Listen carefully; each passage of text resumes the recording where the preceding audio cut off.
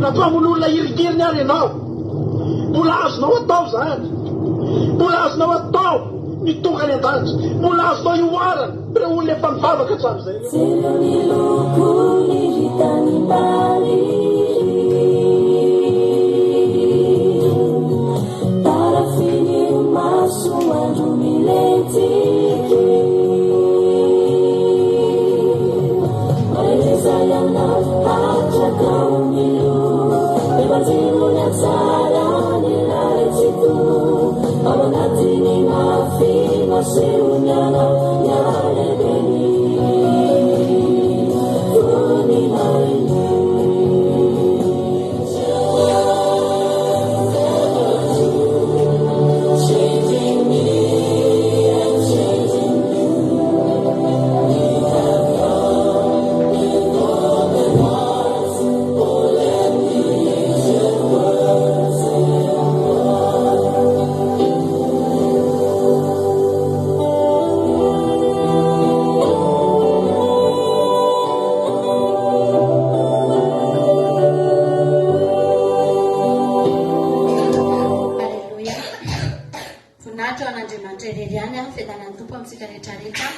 Zay tonga eto androany ato anatin'ny fandarana live sika fa afaka irahantsika ndraiky radio fandaran-dramoka izao sika rehetra anatin'ny tokantrano falibe indray tenanay miarahabantsika rehetra miala Jesosy amin'izao fotoana izao manona ny fiandanan'ny tompo amintsika tsirairay avy isa tokantrano isambatan'olona indray zay tonga eto amin'ity androany ity ary etontsika ny manompo an'Andriamanitra mivavaka nataontsika eto iaintoritentsika ifampaheritsika ao anatin'ny hira ao anatin'ny vavaka ao anatin'ny fotoana rehetra zay irahantsika eto androany. Alleluia. Mitanjona dia isika rehetra ny afanamalala andrahery indray amin'ity androany ity. Andraheritsika etsika mamakivaky ny herinandro lehilemana indray izay mbola omen'Andriamanitra antsika raha sitrapony zany ka mbola velonena soamantsara sika dia omen'Andriamanitra antsika indray zany enemana zany ary enemana tena omban'ny tanany sy ny fahasoavana, enemana tena ho feno fanatrehana no andrandrayntsika rehetra ao anatin'izao sabata izao indray. Dia faly be mitsindray miaraka aminareo androany, faly be mahitanareo salama soamantsara afaka hiara idiran'Andriamanitra itsika amin'izao fotoana izao. Afaka tsika ety am-piandohany petrakintsika amin'Andriamanitra indray ny fotoana izay rahantsika eto androany. Alleluia.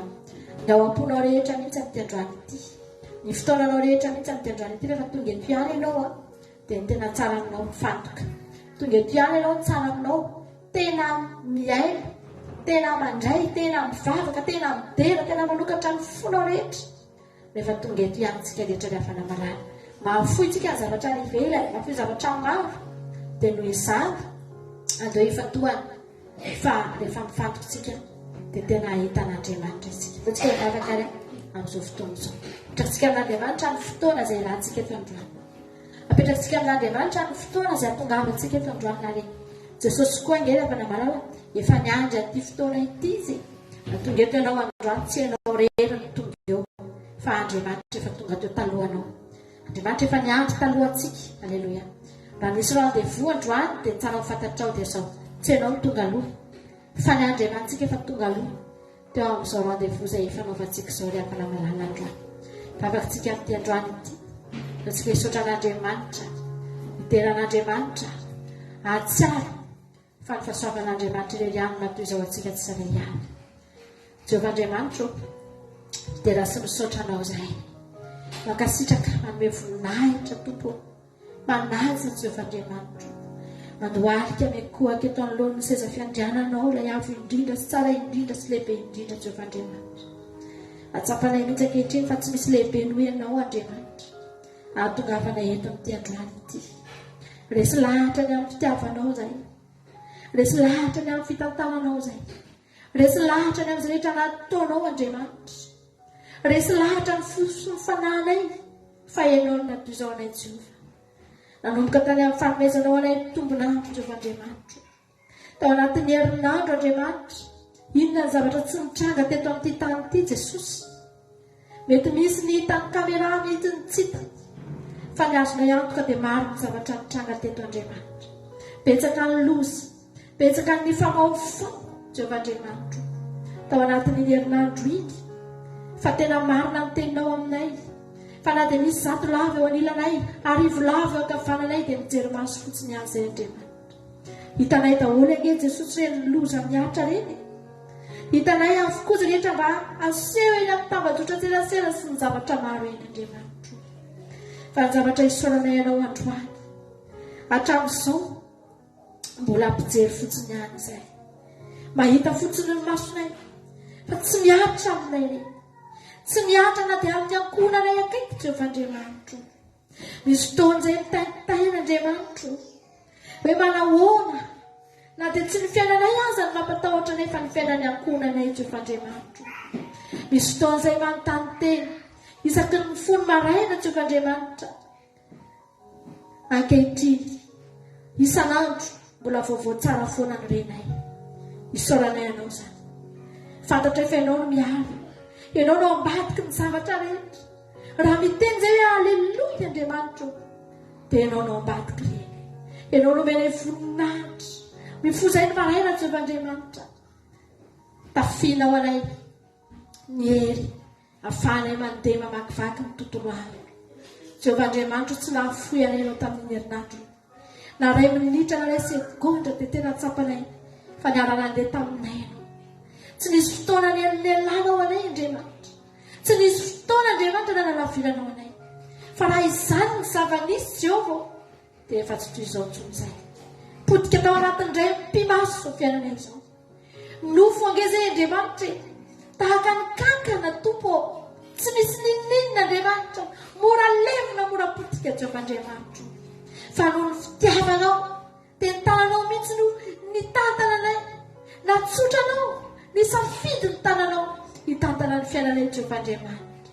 Niteranao izay Jesosy. Ekoka eto anolohan'ny fahalebiazanao sy ny herinao ny fanjakanao. Fahalehibenao.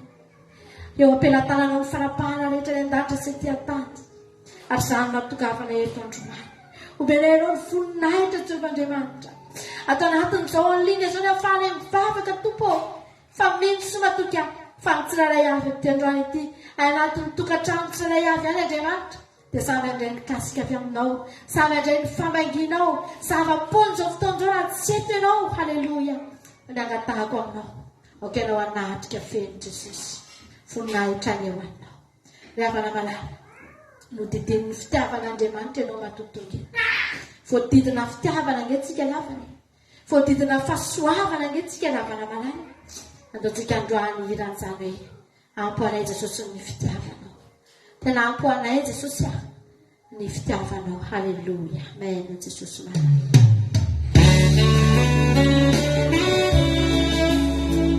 Fitiavanao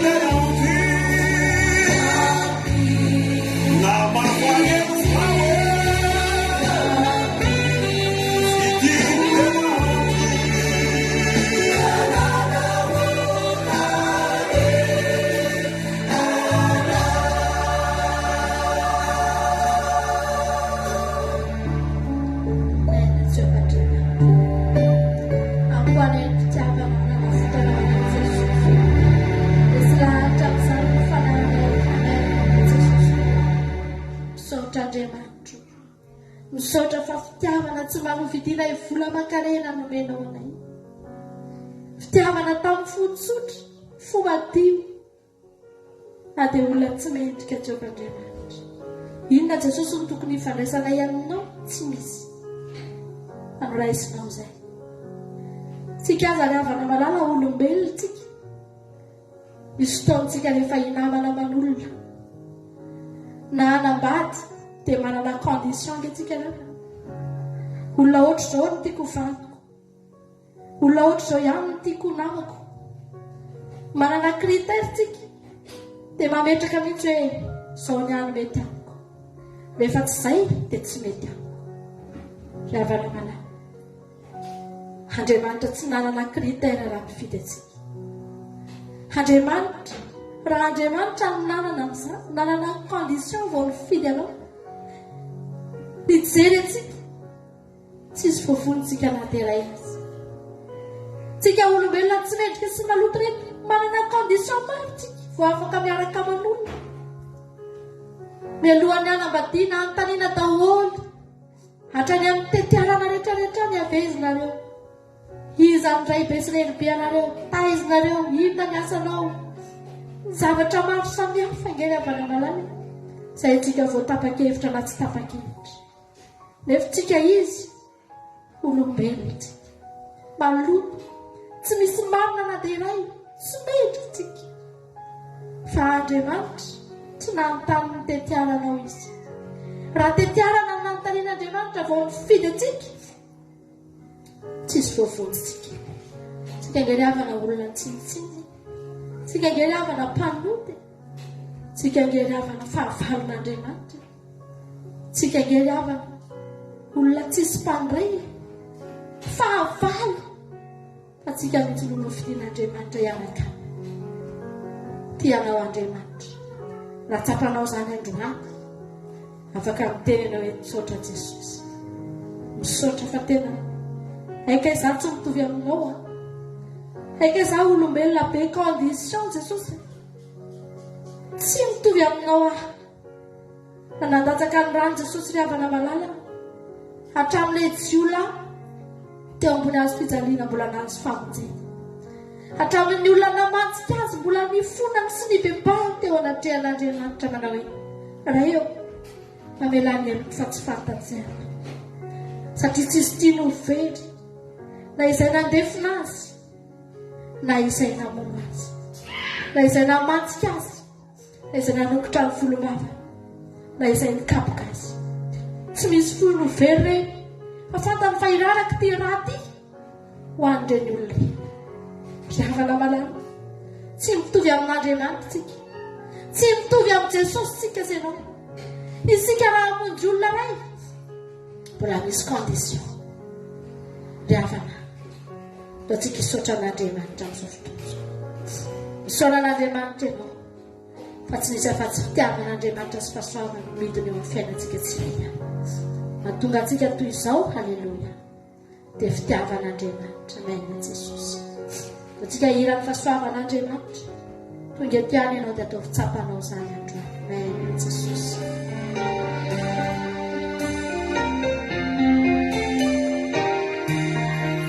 Olona tsinitsina sy tsy mety, manatsy l'Andriamanitra ao tonga eto. Iza Moiza, Iza Mutany amin'ny falebiazana, zao ilay tsy medika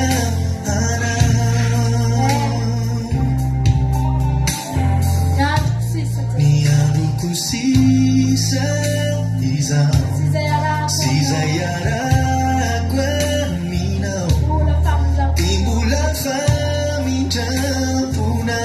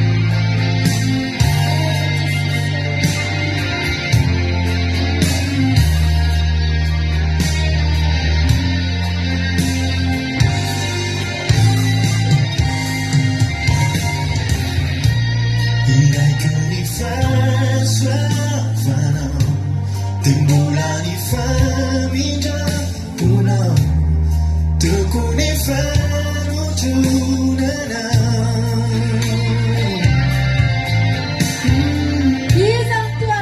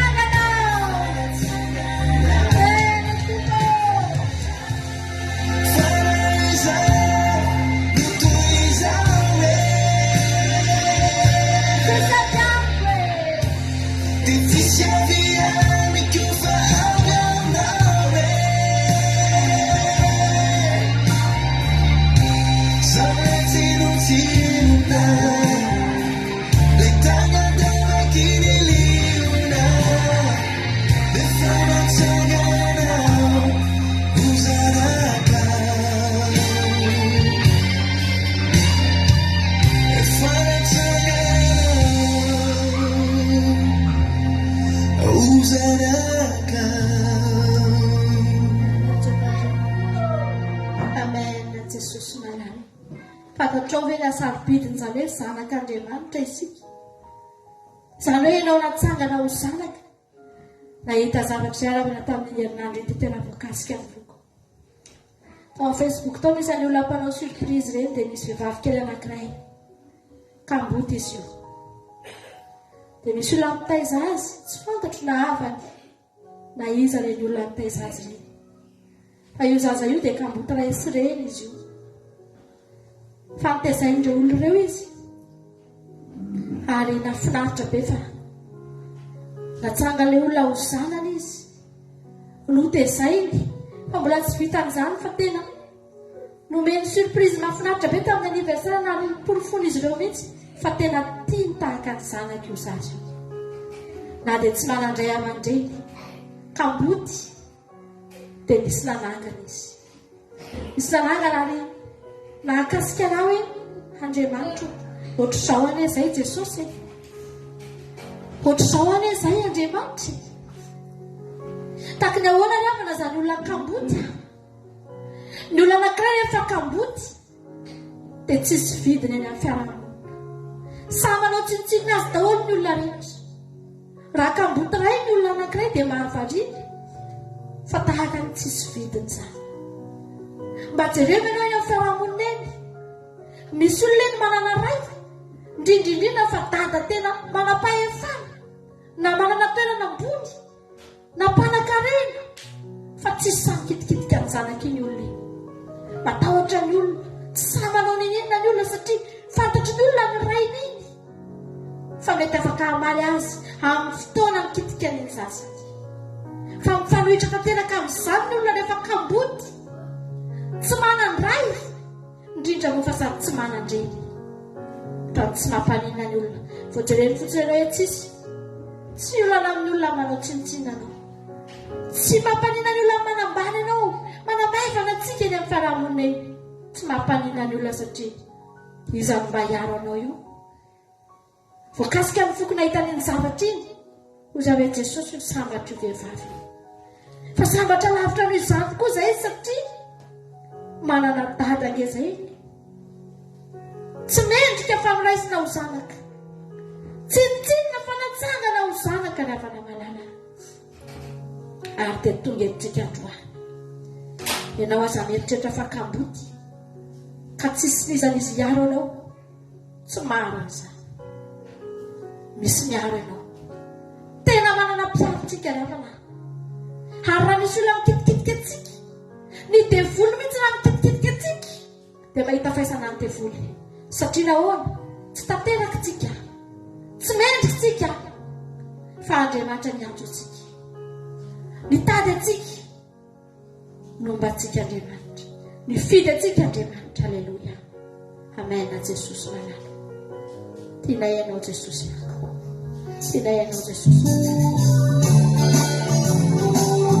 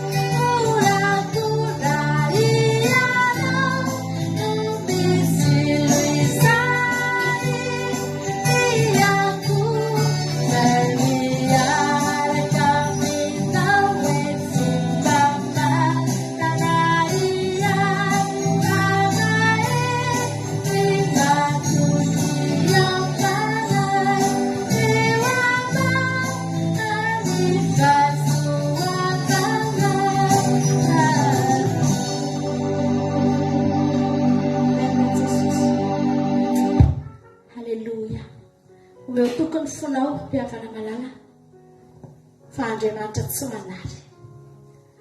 Andriamanitra rehefa nifidy ny zanak'Israely dia tsy maintsy nifidy an'ireo izy.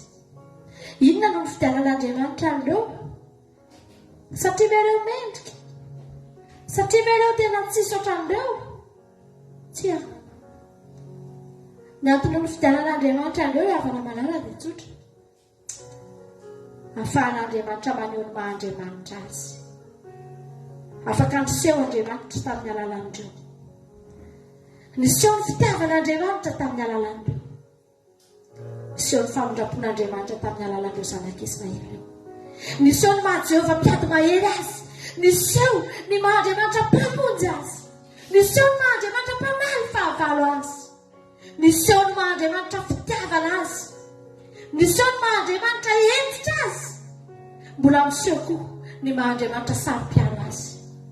Niseho tao amin'ny zanak'Israely daholo ny toetran'Andriamanitra rehetra ny avana malala, ny fidianan'Andriamanitra amin'ireo mba hahafantarantsika an'Andriamanitra. Haivy Andriamanitra ohatr'izao rehefa maneho fitiavana. Haivy Andriamanitra ohatr'izao rehefa mampody vady. Haivy Andriamanitra ohatr'izao mamindra fo. Haivy Andriamanitra ohatr'izao rehefa miady ho an'ny zanany. Haivy Andriamanitra ohatr'izao rehefa manokatra ranomasina mena eo anoloan'ny zanany, mampitisahatra, mampatonga atotam-bato ny on'ny Jordana eo anoloan'ny zanany. Haivy Andriamanitra ohatr'izao rehefa mamaly fahavalo ny zanany, aleluia, mijery akaiky ny zanany. Haivy Andriamanitra ohatr'izao rehefa momba an'ireo zanan'ireo ka manisy andrafy ny alina ary manisy andrahona ny atoandro. Haivy Andriamanitra ohatr'izao rehefa manatrika an'ireo zanan'ireo. Ry havana malala, tsy najanon'Andriamanitra teo amin'ny zanak'Israely ny fampisehoana ny hery. Ozy Andriamanitra tonga amin'izay ny fotoana, aleluia, efa hitanareo izay nombako an'ireo zanako ireo, fa mba ohatr'ireo koa nombako anareo, ohatr'ireo koa nasehoko anareo amin'ny fotoanareo miditra ato anatin'ny famonjena dia Jesosy Kristy ilay tonga dia dia-tany. Ry havana malala, raha mindraisitsika ny famelan-keloka dia mba misitraka an'ireo kotsika. Efa fantatsika Andriamanitra tamin'ny alalan'ireo zanan'ireo, anjarantsika ny miditra ao, aleluia, miditra ao amin'ny alalan'ny inona isika? Miditra ao amin'ny alalan'ny fibebahana isika. Androany, raha hitanao mbola mety tsapanao hoe misy zavatra mampisaraka anao amin'Andriamanitra, andaontsika hifona ry havana. Mbola fotoana izao ry havana malala, tsy namelantsika anjenjeny tetỳ Andriamanitra ka nosoratanao an'ny zanak'Israely ny Baiboly dia tsaratra teo. Fa mbola tonga ny fotoana anjarantsika an'izao, fa ny ataontsika dao raisika ny rahan'i Jesosy ho famonjenantsika ry havana malala. Ataontsika ny raha ny tenay Jesosy malala, mifona aminao aho, mamondrafo amiko. Amen. Ny alalan'ny rahan'i Jesosy nahafahantsika misitraka izany fahasoavana. Ahafahantsika miditra ho zanaka Andriamanitra mba hahita ny endrika Andriamanitra izy. Jesosy io ity ao mifona aminao. Amen, Jesosy. Le nitondrano ny azy fijaliana, nasehonao teo Kalvari ny fitiavanao ahy. Jesosy no niodako tendranao indray nalatsaka, nikorina mamonjena teo anatrehan'iray. Madio amin'ny ranao Jesosy masasao tena mitalawa miandrandra famonjena avy amin'ny ranao Jesosy io itezanakao. Madio amin'ny ranao Jesosy masasao tena mitalawa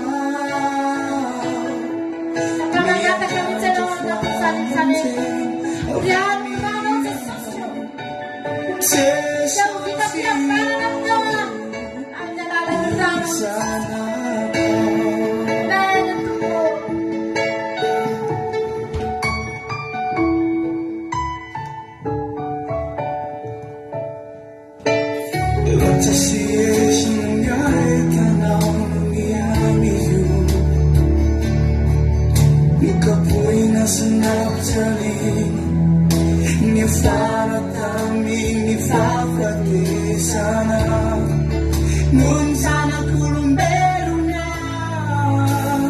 Isang sania Let's make it charming isa Kami ang gagawin na funa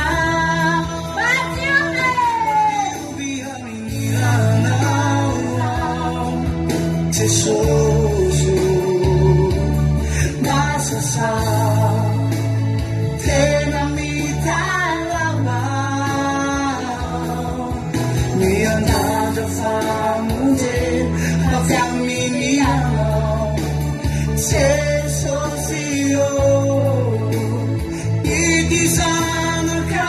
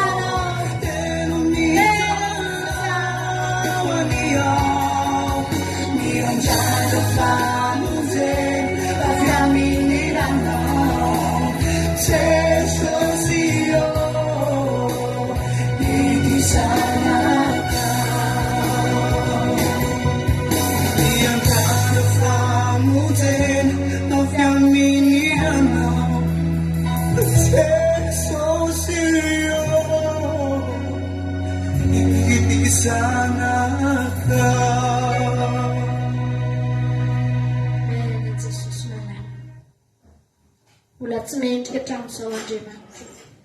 Inona no tsy efa nataonao Jesosy hamandraky tiany androany mbola tsy mendrika foana izay. Mandraky tiany androany Andriamanitra mbola eto anatrehanao ianao mahalala Jesosy. Fa mbola tsy mendrika, mbola tsinotsinona foana, mbola tsy madio foana Andriamanitra. Mila niranao isan'andro. Mila niranao isan'andro Jesosy. Ikorina indray anadio anay. Milotom-pahotana eny Andriamanitra. Mety nandritry ny enemana, mety nandritry ny volana maro, mety nandritry ny taona maro Jehovah Andriamanitra. Soa ihany fa mbola eo ianao. Mandraky tia koa ny androany, mbola eo ny ranao afaka manadio anay tsara ihany. Hamasino Andriamanitra, hamasino fa tena tsy mendrika Jesosy. Tena tsinotsinona Jesosy malala. Androany ravana malala. Androany Andriamanitra, haleluya. Iteny aminao Andriamanitra androany hoe voavelany eloko. Raha toenao kamino, raha toenao ka nibebaka maro, raha toenao ka tena mitady azy tamin'ny fonao rehetra ravana malala. Andriamanitra, mbola mamela eloko izy androany. Mbola mamindra fo izy androany, haleluya. Mbola tianao izy androany. Mbola tsy Andriamanitra mitsara izy androany, fa mbola Andriamanitra mamindra fo. Mbola Andriamanitra miandry, haleluya. Andriamanitra be famindrapo. Amen Jesosy. Afaka mbola miverina itsika. Hatramin'izao tsika mbola afaka miverina. Mandraky tiany androany, mbola afaka midodododo tsika rehetrarehetra. Ravana malala. Tianao Jesosy. Okizay ny fanamelohan-tena. Raha efa mibebaka ianao, okizay ny fanamelohan-tena. Tsika hiditra ao amin'ny famonjen'Andriamanitra. Fa zany netsona tsika tsirairay avy. Zany netsonanao. Ianao diovina amin'ny raha. Ianao sasana. Mba handova fiainana mandrakizay ravana malala. Tianao loatra Andriamanitra. Tianao loatra Jesosy. Ary androany, mena Jesosy. Hotanteraka aminao ny teny. Fa zay tahin'Andriamanitra dia voatany mandrakizay. Raha tsika androany ravana malala, anao antiry-tsika androany hoe Jesosy io. Momba anay ianao. Aoka ianao Andriamanitra momba anay. Mandomboka ianao Andriamanitra hitahanay fa mandalo rivo mahery ny fiainanay ety indraindray. Misy fotoana tsy hitantsika ny manohitra, misy fotoana ravana malala tsy hitantsika ny mandeha, fa mila ny tanan'Andriamanitra tsika. Dao ataontsika sanila mahafinaritra izany androany momba anay Andriamanitra. Amen Jesosy. Rehefa milan'Andriamanitra momba azy izy amin'ny fotoana dia samy teny momba anay.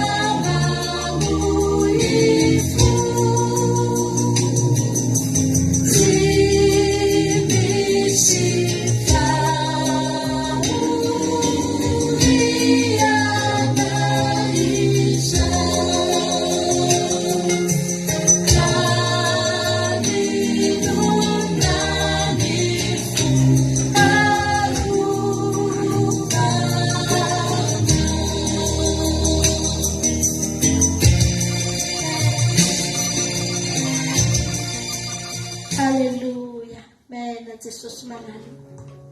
Tena marika izany Andriamanitra. Nalavitra anao izay Andriamanitra. Ianao mihitsy ilay no laza Jesosy. Ianao ilay mahafantatra anay noho izahay. Izay tsy mahafantatra ny tena anay noho ianao. Fa ianao no laza fa nalavitra anao izay. Tsy mahefa na inona anay. Natafasaraka aminao izay Andriamanitra. Hetsika ihany izay. Anao ny fanaonay ihany izay. Fa tahaka ny tsy misy nina fantatray. Tahaka ny tsy misy nina hainay. Halleluja. Momba anay ianao Jesosy malala. Momba anay mpamomponao. Mety misy aminay eto amin'izao fotoana izao tena mandalo. Alina maizina ny fiainany. Mety misy olona manaraka eto Andriamanitra ao anaty olana. Biavana malala. Za matahotra ianao. Ny fahavelomanao androany. Mbola fotoana anehoan'Andriamanitra aminao fa tsara izy. Nisy vehivavy anankiray tany amin'ny hôpitaly izy dia izao ny zavatra niteneniny indramana. Ato amin'ny hôpitaly izao izy. Eto ambony fandriana ny hôpitaly aho. Eto mihitsy aho no miteny aminareo. Amin'izay tafitako tsara ny zavatra tiako lazaina. Ianao izy mbola velona. Ianao salama io. Dia fantaro fa tena fahasoavan'Andriamanitra amin'ny mahasalama. Raha olona salama aho izy no miteny aminareo an'izany. Dia tsy tafita ny afatra. Fa za eto am-pandriana no miteny aminareo manao hoe misaoran'Andriamanitra. Midera azy fa salama ianao. Za koa androany teteny aminao. Manana olana ianao fa salama. Misaoran'Andriamanitra. Avy amin'Andriamanitra ny fahasalamanao. Ahafahanao miatrika ny zavatra rehetra rehavana malala. Zao ny zavatra miteneniny hoe arena izy ny fahasalamana. Na manana ny zavatra rehetra ianao fa marary dia fataro fa tahaka ny tsy manana ninina ihany ianao. Te hihinana zavatra ianao fa tsy afaka. Te handeha ianao fa tsy afaka. Marary ianao manay tena. Dia mihoatra lavitra no tsy manana ninina fa nefa salama tsara. Riavana malala. Mbola fahasoavan'Andriamanitra ny mahavelona anao androany. Hoy Ezekia manao hoe ny maty Andriamanitra tsy mba hiteranao. Raha tonga any amin'ny fiainantsika tsy afaka hiteran'Andriamanitra. Fa ianao mbola velona io. Halleluja. Misaoran'Andriamanitra ianao. Andriamanitra tsy manary antsika. Misy fotoantsika ao anatin'ny ranomaso. Fa mbola mideran'Andriamanitra azy satria fantatsika. Halleluja. Fa mitomantsika androany. Fa raha pitso tsy maintsy mamiratra ny andro. Ny andro riavana tsy avorana foana. Ny orana riavana tsy avona davantaona. Fa ao aorian'ny orana miposaka io masoandro io raha pitso. Halleluja. Maina indray ny orana iny. Tonga indray ny fotoana avy indray ny orana. Misy fotoana miovaova ny fiainantsika. Fa zao ny zavatra teneniko anao. Andriamanitra tsara foana amin'ny manoloana. Aza kivy. Fa tsy mandrakizay hoy ny ten'Andriamanitra ny ranomasina izay ny Paoliana. Fa misy ny fotoana mandalo io riavana malala. Tianao Jesosy. Ty ampaheranao mihitsy androany hoe manana toky, manana antoka. Halleluja. Fa tsy arian'Andriamanitra izany ianao. Ny fiainanao androany tsy taratry ny androany ny rapitso. Aza matahotra. Fa ao amin'Andriamanitra tsy mba miheratsy fa mihetsana. Misaotra Jesosy malala. Misaotra fa tena marina izany. Misaotra fa tena tanteraka ny fiainanay ingezany Andriamanitra. Ary matoy izahay mbola eto. Halleluja. Satria tsapanay fa tena tsara ianao. Manatsara ny fiainanay isan'andro ianao. Misaotra Jesosy. Ataontsika ty izy ty. Aorianan'ity izy ty dia ihainy ten'Andriamanitra tsika. Fa miala ianao fa mbola ihainy ten'Andriamanitra tsika rehefa avy eo. Ifampaherintsika ato anatin'ity izy ty. Ataontsika amin'ny fotsika rehetra. Zany iry zany. Halleluja.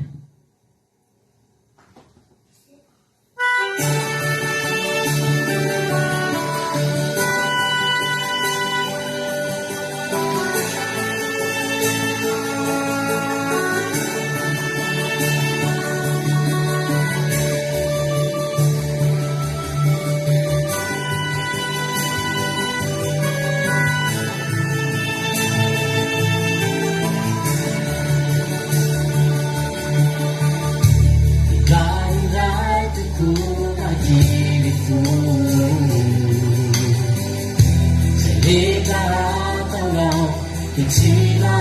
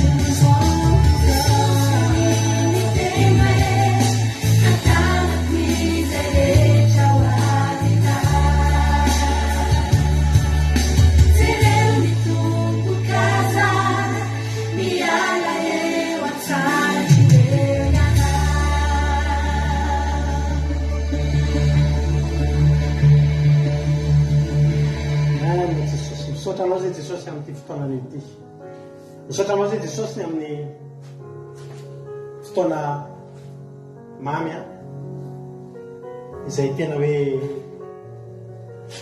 nahatsapana ny fanatrianao tanatin'izany fotoam-bavaka izany. Misaotra anao zay Jehovahandriamanitra satria tonga reko ny fotoana izay nona ny teninao amin'ny tian'ity. Manoloana anao zay rehetrarehetra mangetaeta, na dia za zay mitory aza Jesosy dia mangetaeta avy aminao. Tahio Jesosy zay rehetra tonga eto androany tsisy ara-maina. Zay rehetra tonga eto Jesosy androany dia samy andreny feo anao ary andray ny afatra avy aminao ary hivimbina. Tsisy ala-maina eto androany fa zay rehetra tonga eto dia hivimbina hery sy fahasoavana avy aminao Andriamanitra tokoa. Itenenana Jesosy fa vonikena anao zay ary ny fanatrehana ratsy rehetra ny devoly sy ny satana. Dia tsy afaka hikitikitika ny connexion-nay, tsy afaka hikitikitika ty page-nay ity, tsy afaka hikitikitika ny fitaovana rehetrarehetra. Fa tsy maintsy voalaza sy voatoreto ny tenin'Andriamanitra androany. Tsy maintsy tanteraka izao sabata ny Jehova izay tandremanay amin'ny fifaliana zao androany. Amin'ny anaranao Jesosy tengatana izany vavaka izany. Vangio ny isa tokantrano, isa vatan'olona. Vangio ny tsirairay avy. Vangio ny tsirairay avy. Fa misy sy olona eto tonga eto Jesosy miteninao sisa ny vahaolana eo amin'ny fiainany. Fampaherezana avy aminao sisa ny afaka pahery azy. Ary fampanantenana avy aminao sisa no afaka iaiany. Fanantenana, tena fanantenana eo amin'ny fiainany iray. Mitenena Jesosy malala, voninkeranao zay manatreha feno ny fotoana rehetrarehetra amin'ny anaranao Jesosy tengatahako izany vavaka izany. Halleluia. Amen. Anao irarantsika mialoha idirentsika amin'ny tenin'Andriamanitra. Maka aina kely sy maka baiboly miditra amin'ny tenin'Andriamanitra amin'izao fotoana izao. Ataontsika izany hoe miady dia miady a Jehova ary dia tolotra tokoisika ny mitaraina. Halleluia.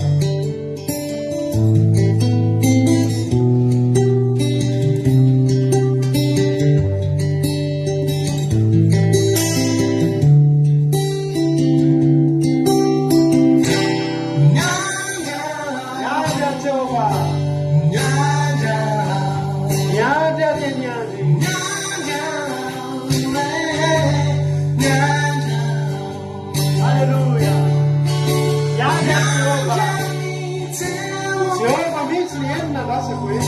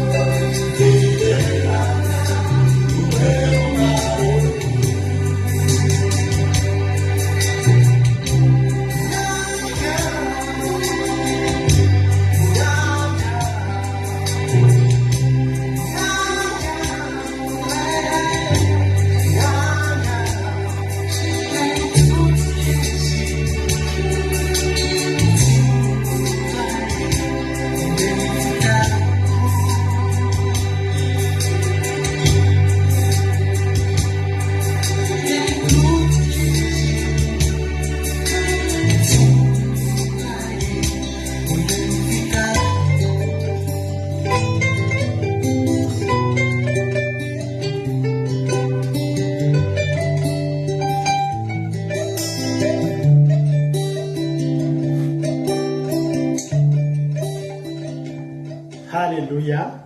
Sotra n'Andriamanitsika amin'izany iry zany tsaroako foana zay zezaka omena zezay dito tamin'izany efa ela be ny aman'izany izany isy rahalahy anakainak coin zay fa tena nahatorotoro fokony nahita azy ny hiran'izay zay nainoko zay voalohany tamin'izany ila mbola tsy henoko mihitsy fa tonga tao am-piangonana voalohany ry amokoaikeny misy raha latsy te alalan'izan'iza fa tena ao anaty lavaka ozony sady mitomanika ka be hoe onara misy olona mitomany te am-piangonana tadidiko mandrakasy zany tena ozy hoe tena niaina an'le raha laty koa taka ny davida niaina an'izany hoe tao anaty lavaka tokoa izy tao izy ny antso an'Andriamanitra fa tonga koa Andriamanitra alleloia dia miraha ianao koa mba ho tonga amin'ny fiainanao Andriamanitra raha ao anaty lavaka ianao ny avoakany dia ny ataonao ny anjara didinao ao aorianan'izay dia miraha firam-baovao hoe voninahitra izy tia zao tonga eto aminareo ty hira firam-baovao indray amin'ny alalan'ny toriteny dia miaravantsika rehetrarehetra tonga soamantsara eto dia arabay anantratra n'izao andro sabata fafinaretana izao tsika rehetrarehetra sambatritsika tonga eto androany irabanareo aloha za Berthe Sava, Jackie Sylvia, Marina Tiana, Marie-Jo, Lovlitina, Angelina Diamant, Erika Raka, Marie Hortensine, Itody Raonsou, Razana So Sylvie, Koda Léonie, Erika Raka,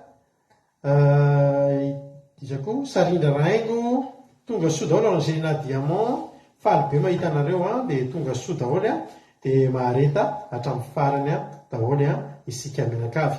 Mamany Maël, alléluia, mamany Yam io tonga soa, Yama ihany koa, Tojo, Razana So Sylvie, Lina, artisanat de Madagascar, Jessica Patici, Zamina camarade de Jesus, Soame, Vatina Rakoto Arzaka, Tsiry Amboaramiel, faly be mahita anareo dia mahareta hatramin'ny farany daholo isika mianakavy tonga soa daholo. Hitsy amin'ny ten'Andriamanitra arytsika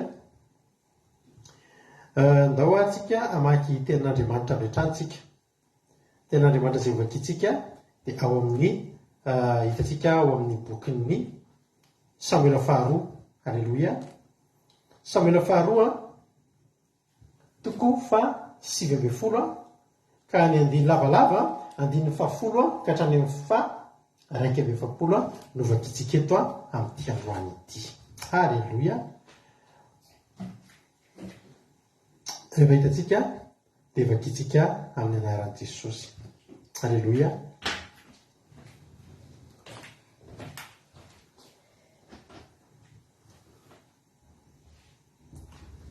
Samuela faharoa toko 7 Samuela faharoa toko 7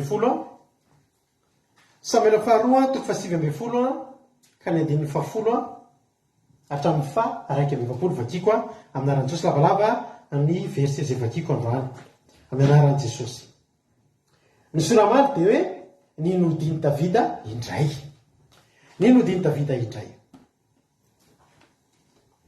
Amin'ny anaran'i Jesosy ary ny Israely dia samy efa lasa nandositra ho any amin'ny layany avy. Ary vahoaka rehetra tamin'ny firenen'ny Israely ny fanditra hoe ny mpanjaka no namonjy antsika tamin'ny ratsan-tanan'ny fahavalontsika, indrindra fa tamin'ny tanan'ny Filistina. Nefa ankehitriny dia efa nandositra niala tamin'ny tany izy no ny amin'ny Absaloma. Ary Absaloma izay nosorantsika hanjakantsika amintsika dia efa maty tamin'ny ady. Koa nahoana ianareo tsy miteny akory ny amin'ny ampodinan'ny mpanjaka. Ary Davida mpanjaka naniraka ny Zadoka sy Abiatara mpisorona ka naniraka tany amin'ny Zadoka sy Abiatara mpisorona ka nanao hoe ataovy amin'ny olon'ny Joda hoe nahoana ny dia anareo indray ny farany amin'ny fampodinan'ny mpanjaka ho any an-tranony. Fa ny tenin'ny Israely rehetra efa tonga tao amin'ny mpanjaka tao an-tranony. Rahalaako ianareo ary taolako sinofika ianareo, ko nahoana dia ianareo indray ny farany amin'ny fampodinan'ny mpanjaka. Ary ataovy amin'ny Amasa hoe tsy taolako sinofiko va ianao, ataon'Andriamanitra amiko ane izany, mihoatra noho izany azy raha tsy komanda ny miaramila ao anatrehany komandrakariva ho solon'ny Joaba ianao. Ary dia nampitodika ny fon'ny lehilahy rehetra tamin'ny Joda ho toy ny olona ray izy, ka dia naniraka tany amin'ny mpanjaka ka nanao hoe mody ianao sy ny mpanomponao rehetra. Ary dia nody ny mpanjaka ka tonga tao Jordana. Ary ny Joda tonga tao Gilgala, hitsehana ny mpanjaka hitondra azy hitany Jordana. Ary Simei zanaky Gera, Benjamina tavany Beorina, dia midodidody nidina niaraka tamin'ny lehilahy avy any Joda hitsehana ny Davida mpanjaka. Ary nisy Benjamina arivo lahy any koa nanaraka azy. Ary Ziba mpanompo ny taranak'i Saoly mba mizanany lahy 500 sy ny mpanompony 20 lahy izay nanaraka azy. Ary dia vitany Jordana teo alohan'ny mpanjaka izy ireo. Ary nyvoivoy teo ny lakana hampitanany ankonan'ny mpanjaka sy anaovany izay sitra. ary no nefa hita ny Jordan ny mpanjaka dia indro tsy may zanaky gery nikohoka teo anatreha ary izy tamin'ny mpanjaka aoka tsy hosain'ny tompoko eroka aoka tsy hotsarovana ny ratsy nataon'ny tomponao nataon'ny mpanomponao tamin'ny andro nivoan'ny mpanjaka tompoko ny ara-tany Jerosalema aoka tsy hoetretin'ny mpanjaka izany fa fantatro izaho mpanomponao fa nanota ka izany ho avy voalohany androany amin'ny taranaka Josefa rehetra ka nidina hitsenan'ny mpanjaka tompoko fa namaly avy say zanaky zero iakana hoe tsy ho vonoana va sy meno izany satria efa nanozona ny vozo Jehova izy efa nanozotra asolova somary verikely tsy ho vonoana va ny Simei noho izany satria efa nanozona ny vozo Jehova izy dia hoy Davida moa fa ninona kory zasy ianareo ry zanaky Zeroia no tonga mpanohitra ahy ianareo anio tokony isy olona atao maty fa eto amin'ny Israely izao fa moa tsy fantatro fa izany mpanjaka n'Israely anio ary dia hoe mpanjaka tamin'ny Simei tsy ho faty ianao ary mpanjaka dia nianina tany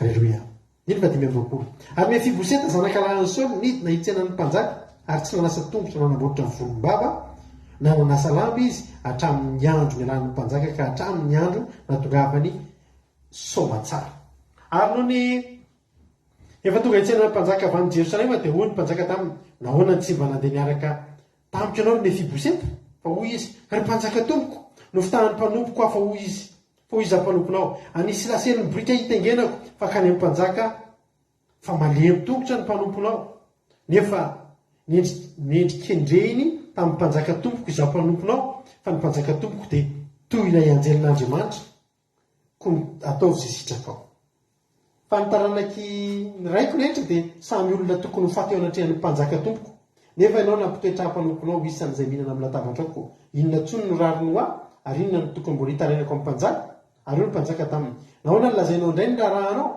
nefa zahay efa nilaza hoe ianao zibo no izarany tany ary io Mefiboseta tamin'ny mpanjaka aoka dia ho azy avokoa izy rehetra fa ianao mpanjaka tompoko efa tonga somatsara ao amin'ny tranonao indray ary Barzilai Gileadita nidina avy tany Rogelima dia niara-nita tamin'ny Jordana niara-nita ny Jordana tamin'ny mpanjaka niara-nita ny Jordana tamin'ny mpanjaka izy mba hanatitra azy hitan'ny Jordana ary Barzilai dia lehilahy antitra efa 20 taona ary izy dia namihanina ny mpanjaka raha mitoetra tany mahanaina izy mahanaina fa mpanjato be indrindra izy ary ny mpanjaka tamin'ny Barzilai andeha hiara-nita amiko ianao ho velomiko any amiko amin'ny Jerosalema fa io Barzilai tamin'ny mpanjaka ohatrinona intsony moa ny andro havelomako no hiara-miakatra amin'ny mpanjaka makany Jerosalema 20 taona izay no andro navelomako ka mahalala izay sosy ratsy intsony mahalala izay sosy ratsy intsony va mahatsiaro tsiron-javatra haniko sy sosotoko intsony va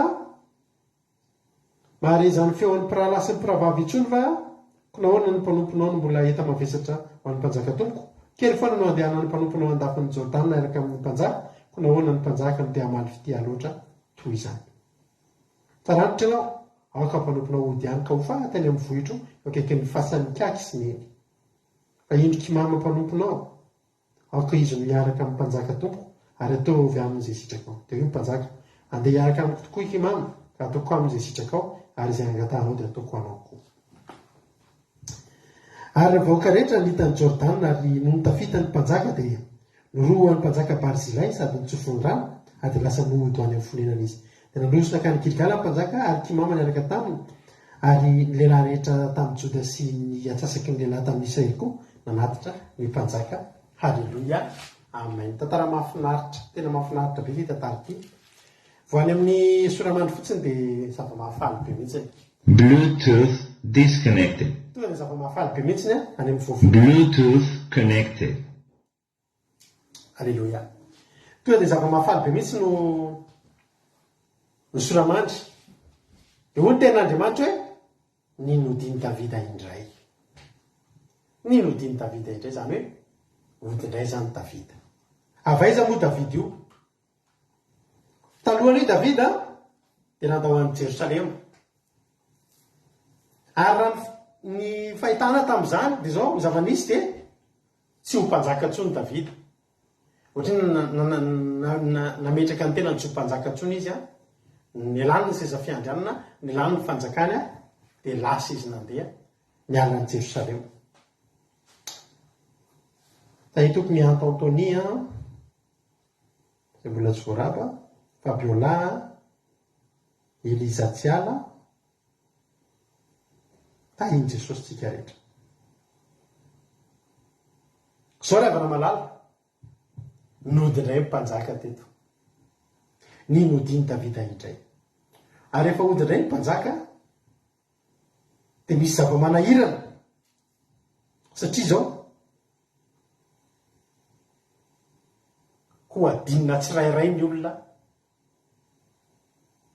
hiverina ny mpanjaka. Zany hoe tao anatin'ilay mpanjaka nandeha iny zany dia samy nanao izay nataony ny olona. Ary efa tsy toetsony ny mpanjaka dia afaka nanadino ny mpanjaka ny olona. Fa izao ny mpanjaka nahita ny zavatra nitranga. Davida zany dia naretatitra foana tany amin'ny toerana nisy azy, na tsy teo amin'ny fanjakana ntsony aza dia nisy tatitra foana tonga teo. Rehefa maty Absaloma, ilay naka ny fanjakana natonga ny Davida niala. Ny olona rehetra nandeha nanaraka ny Absaloma tamin'ny Absaloma naka ny fanjakana. Ny Davida sy ny mpanompony ihany nandeha niala ny tanàna dia reny ihany ny anazy.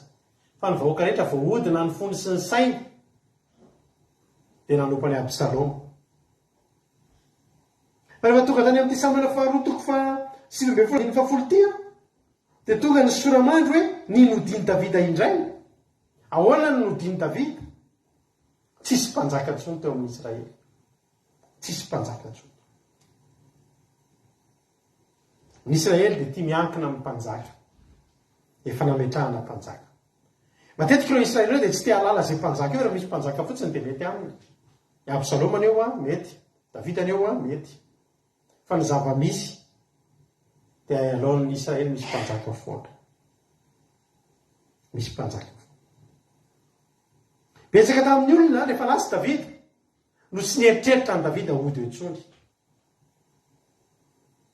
Ohatr'izany zao nisy tsika zao tany Madagasikara nisy ohatr'izany nisy filoham-pirenena niala teo dia rehefa niala teo izy dia nisy be dia be ny olona naka ny fananana tomobile. Dia nalain'ny olona ny tomobile ny ohatr'izany. Satria tsy fantatry ny olona hoe miverina, mbola hiverina. Fa eto Davida mpanjaka ny resahantsika. Veriny Davida kay. Ny olona mihitsy ny nangataka hoe miverena. Ozy ny olona hoe fa maninona hoy tsisy zany? Ahoana tsy ampidiny Davida? Efa tsy ohatry ny Absaloma tsisy mpanjaka intsony. Tary Davida tsy niteny mihitsy hoe za hiverina. Zany hoe tsy maintsy tapaverina. Ny tena marina ary raha jerentsika ny tantara dia tahaka ny efa somary nanary toky ihany Davida. Eritreretinareo fa any amin'ny Samuela faharoa toko faha-12 misy an'io fotoanany tsoahan'i Davida io. Dia rehefa andininy faha-20 dia tonga avy any Zadoka mpisorona nitondra ny fiara-ny fanekena. Zadoka zany tsy nanaiky. Fa hoe rehefa hiala Davida dia aloha entina fiara-ny fanekena fa io ny tena mpanjaka. Fa hoy Davida amin'ny andininy faha-20 ary mpanjaka tamin'ny Zadoka eto miverina ho any an-tanàna ihany ny fiaran'Andriamanitra fa raha mahita fiteo mason'i Jehovah dia mbola hoenty miverina ihany. Ka asehony ahy iny sy ny fitoerana. Fa raha izaho kosa ny lazainy sitraka ianao dia ity aokizanao zaniko araka izay ataonao tsara. Davida tsy nieritreritra ny mbola hiverina ho mpanjaka eo Jerosalema. Efa karazana manary toky izy ary lasa izy Davida andininy faha-30 ary Davida niakatra tany tendrombohitra oliva ka nitomany teny am-piakarana ary ny sardo sady nandeha tsy ny kiraro ary ny vahoaka rehetra izay nanaraka azy dia ny sardo sy niakatra nitomany teny am-piakarana avokoa. Endrika fahafahambaraka zany misy an'i Davida zany. Hoe miakatra nitomany eny am-piakarana dia ny sardo fahafahambaraka zany ho an'ny lehilahy dia nandeha tsy ny kiraro, mpanjaka tsy ny kiraro. Mitomany niara. Zay ny endrika farany hitan'ny olona. I Davida nitomany, i Davida tsy ny kiraro, i Davida ny saron-doha niakatra nakany tendrombohitra oliva. Matetika rehefa hiakatra ny tendrombohitra oliva ny olona dia andeha hivavaka amin'i Jehovah izy zay. rehefa tianana fifandraisana amin'andriamanitra zany ny olona te hitokana mivavaka ny olona dia miakatra ny tendrombohitra oliva izy. Aleloia. Zay no nahitan'ny olona ny Davida farany. Ary zao rehefa hitan'ny olona amin'izay io fa tsy mpanjaka ntsony io fa mampalahelo be, dia samy nanana ny heviny olona, taony nalahelo, taony nome. Ary raha hitantsika any amin'ny andininy fa any amin'ny Samuela fahatoko fahaenina ambin'ny folo dia nisy olona nanozona azy mihitsy. Ka andao antsika aloha hiverina any amin'le tantara teo verina zany Davida. Samuela fahatoko fahasivy ambin'ny folo novakitsika teo, ninodiny Davida indray. Ody ary Davida eo. Tao anatin'ireo tantara novakitsika teo dia misy olona vitsivitsy voaresaka manokana tao anatin'ny fiverenan'i Davida. Voalohany amin'izany Zadoka mpisorona, Abiatara mpisorona. Ilay voalaza teo hoe fa maninona ary Davida mpanjaka naniraka takanay Zadoka sy Abiatara hoe ataovy amin'ny lolony jody nahoana dia ianareo indray ny farany amin'ny fampodinan'ny mpanjaka ho any an-tranony. Zadoka sy Abiatara zany voately tao koa Iamasa, voately tao koa. Misy lehilahy atao hoe Simei koa nandray anjara tao anatin'ny horonan-tsary, dia nisy atao hoe Barzilai. Ireo olona ireo dia samy nananana ny Davida hafatra manokana. Riavako malalaka ny mpanjaka izay efa lasa tandremo fa mbola hody indray. Ary raha mbola hody indray ny mpanjaka iny dia anadiny izy, anadiny izy. Ireo olona rehetra izay nytenen'i Davida ireo dia misy fifandraisany manokana taminy daholo. Zadoka dia izy ny lohan'ny mpisorona tamin'ny andron'i Davida. Ary izy dia mbola nanositra ny Zadoka ho isan'ny mpisorona be, nanafatra ny Solomona io atao mpisorona be tamin'izany fotoana. Gaka zany Davida hoe hiverina ho mpanjaka, hiverina hody aizy Zadoka. Misy zavatra nadinana. Ireo olona rehetra dia nasiany Davida soa daholo. Fony Davida mbola mpanjaka taria aloha taria. Aizy Zadoka ozy izy. Maninona Zadoka sy Zadoka sy Abiatara? Isa moa Abiatara. Abiatara dia raha voalazany amin'ny anisan'ny olona tena novonjen'i Davida. Ankehintsika hijery Samuela voalohany toko faharoa amby roapolo. Rehefa novonomy Saoly daholo ny mpisorona tamin'izany andro. Samuela voalohany toko faharoa amby roapolo andininy fahavalo ambin'ny folo. Ary eo mpanjaka tamin'ny Doega, miodina ianao ka asy mpisorona. Ary Doega Edomita miodina ka namely mpisorona dia nahafaty olona 520 izay nisarotra efody arongolo fotsy. Loza tia nataon'ny Saoly ity novonomy daholo mpisorona. Dia nasiny tamin'ny latsabatra koa Noba tanànan'ny mpisorona, dia lehilahy sy vehivavy sy ny ankizy madinika ary ny zaza-minono, ny omby Sebriky ary ny ondry amaloza. Ary ny anankiray tamin'ny zanaka Imeleka, zanaka Itob, Abiatara no anarany, dia hafa nandositra ka nanaraka ny Davida. Ary Abiatara nanambara tamin'ny Davida namono ny Saoly ny mpisoron'i Jehova, ary io Davida tamin'ny Abiatara. Fa anatatro andro triny ihany fa tao Doega Edomita, tao Doega Edomita, ka ilaza amin'ny Saoly tokoa. Koa izao no antony nahafatin'ny olona rehetra tamin'ny taranadrainao. Andiny fa telo amby roapolo. Tomoena ty amiko fa aza matahotra, fa izay mikatsaka ny aiko dia mikatsaka ny ainao, fa eto amiko ny hahafonjy anao. Hitanareo, ity Abiatara ty dia anisan'ny olona tena hoe nahita fahasoavana manokana tamin'ny Davida. Izy rery ny tafatsoka, ary rehefa tafatsoka izy dia nahafen'ny Davida teo ambany elany, narovan'ny Davida izy. Ary mbola velona izy mandraky ity ny androany. Tamin'ny fotoana ny verenan'i Davida teo amin'ny fanjakana. Ozy izy Davida, ory Zadoka sy Abiatara. Maninona ny vahoaka no miantsoantso ny iverenan'ny mpanjaka? Maninona nareo ny farany indrindra? Fa tsy tokony nareo hoe voalohany teny andao velony Davida? Satria nareo nasikosoa nomeko fahasoavana narovako ny ainareo zany nanositra anareo mpisorona nahoana aloha ny vahoaka zay tsy nataoko nin'inona no mahatsapa hoe andao iverina andao averina davida mbola voatena koa iamasa ary amin'ny andimaverin'ny volana ataovy amin'ny iamasa hoe tsy tolako sinofoko va ianao iamasa de neveu any davida zanadralahany davida iamasa ary iamasa de tena anisan'ny olona nameny davida fahasoavana fa nefa nalay mpanana de nanaraka ny Absalom hoy davida hoe raha ohatra ianao iverina itsena de ho ataoko commande miaramila ianao be famindrapo ty davida ty avana malala rehefa lasa izy na nitomany azy ala tsy nataon'ny olona izy no nitomany fa iamasana de neveu any ary zanadralahany tsy nitomany aminy fa lasa nanaraka ny Absalom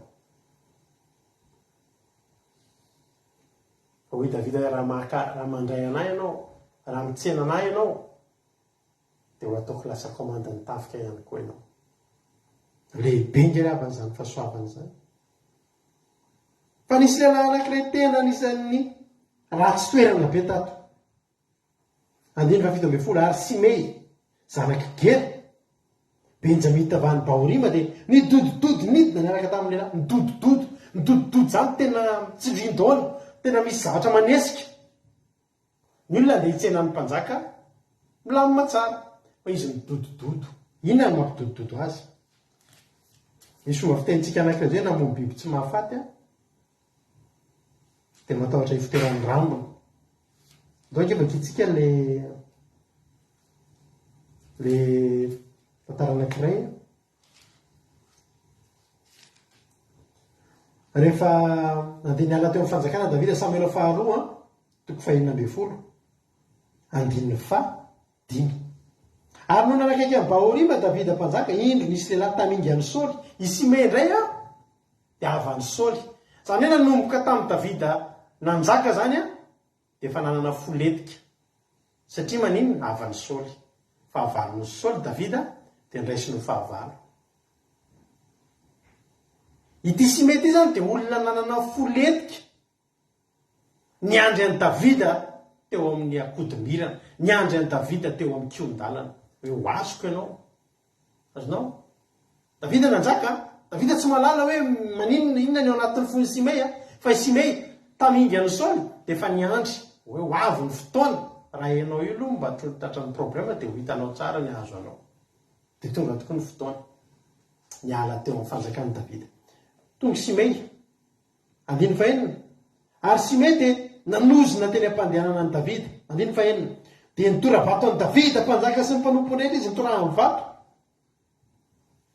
ary de niteneniny mandehana ary lehilahy mpandatsadrasa tena ratsy fanahy sady no zonona nanody anao zao ny rahan'ny Saoly raha ny tamingy an'ny Saoly lay nitobiasanao fanjakana ary Jehovah manome fanjakana eo an-tanany Absalom zanako kosa ary indro efa hidiran-dozy ianao satria mpandatsatra ity Simei ty de anisan'ny olona nieritreritra fa zany Davida zany tsy verina amin'ny fanjakana zany Davida zany vita tanteraka ny amin'izany raha napoziny Simei io fa mbola hiverina io Davida io mbola ho tsy sananao an'io izy ary zay na tonga azy nidodododo ole tenin'Andriamanitra any amin'ny Samuel faharoa 5:7 teo hoe nidodododo izy nandeha niazakazaka ary no rehefa ariambambany eny amin'ny 5:7 ary no nefa hita ny Jordana zaka de indro Simei zanaky Gera nekohaka teo anatrehany tonga de mibaboka mifona tompoko aoka tsy isain'ny tompoko tadidiny le izy fantany zavatra nataony ny zavatra mba fangatahany de oka izy mba tsy tadidinao ntsony ny zavatra nataoko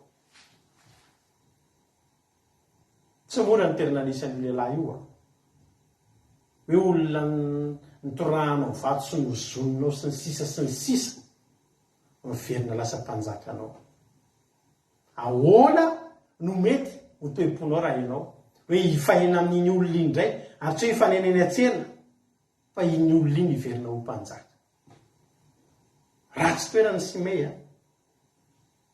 dia ny fony izy nandohalika.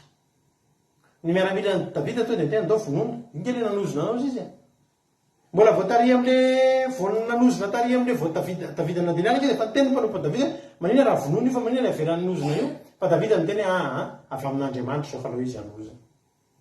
Efa zao ny toerana misy aho Davida tsy manina aloha izy anozina fa miverina mpanjaka Davida. Tadidiny Simea ny teny rehetra zay naloka ny vavany vava tsy ambona rehetrarehetra fony Davida nandeha hiala teo amin'ny fanjakana. Tena tahotra izy ary tena neritreritra no faty ty Simea ty. Ary dia tena aminy tena famindrapo farak'izay kely sisany ilainy famindrapo-ngeza be mantsy ny tena ilainy mba havelona ny ainy. Fa Davida teny hoe ho velona ianao fa tsy ho faty. Tsy maninona. Davida dia olona tsy nitana lahelo. Davida dia olona farak'izay tsy nitana lahelo. Raha tsika ny eo amin'ny toerana hoy tsika anao ny ale fa zao anano retory. Niza amintsika mety tapalatsaka ao anatin'izany. Fa Davida tsy tapalatsaka. Iabisay ary sika mono fa tena bedin'ny Davida. Zany eo izy mpanjaka zay tiako ny atao. Ny tenako zao tsy maty.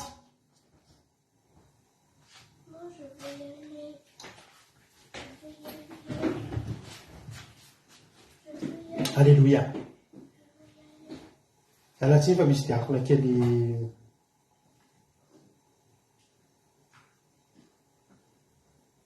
tahiny tompontsika rehetrarehetra. Alléluia.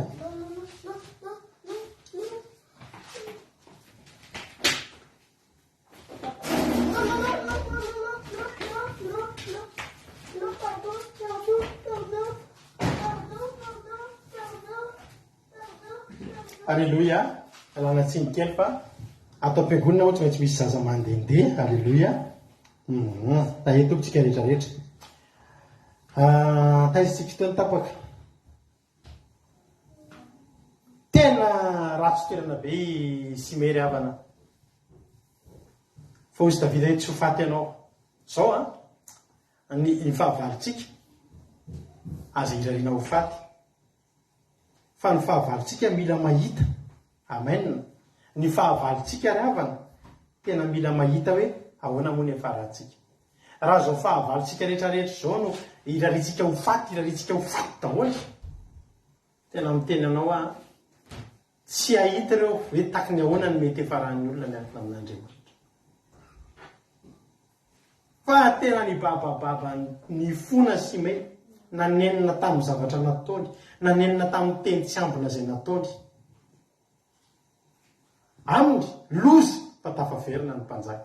Lozy fanodiny ny mpanjaka. Ny Israely rehetra faly. Alleluia, verina ny mpanjaka. Fa ho an'ny Simea tena lozy ty fa tafaverina ny mpanjaka. Loziny. Fa ny zava-mahafinaritra dia zao. Navelan'i Davida ny fahotany. Sofa Davida ny verina io. Sofa Davida fa tsy Absaloma io mpanjaka ny ody io ry havana manana. Mpamindra fo. Nisy lehilahy faefatra voalaza ihany koa tato. Fa tsy faefatra moa zany fa fahadimy. Zadoka ny voalohany Abiatara, Amasa, Simea. Ny fahadimy dia Mefiboseta. Mefiboseta dia tsy izy akory fa zanaky Jonatana, zafikelon'ny Saoly mpanjaka.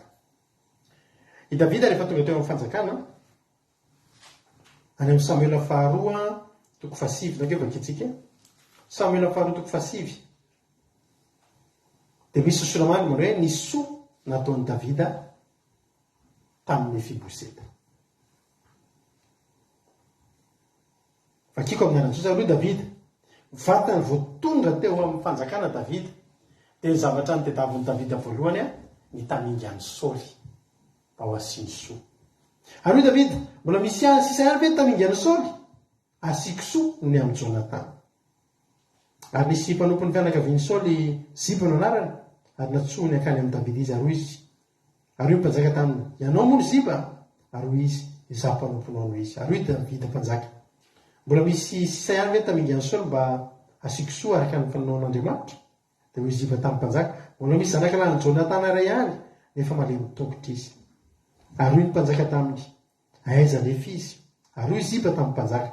ino izy ohatrany makiry zanakamiela ao aloha debara de io mpanjaka davida mpanjaka tamin'ny naniraka azy akazy ohatrany makiry zanakamela tao aloha debara ary no tonga teo amin'ny davida mefiboseta zanaky jonatana zanaky saoly de nikohaka sy nitsoka azy izy ary io davida mefiboseta de hoy izy ity ny mpanomponao ary io davida tamin'ny aza matahotra fa asiko sotoko ianao no ny amin'ny jonatana rainao ary apodiko anao ny tany rehetra zay amin'ny saoly rainao ary ianao ihinana eo amin'ny latabatro mandraikariva de nikohaka izy ka nao taminy hoe zinona moa tomponao zinona moa mpanomponao izay toy ny alika maty no mba hajerenao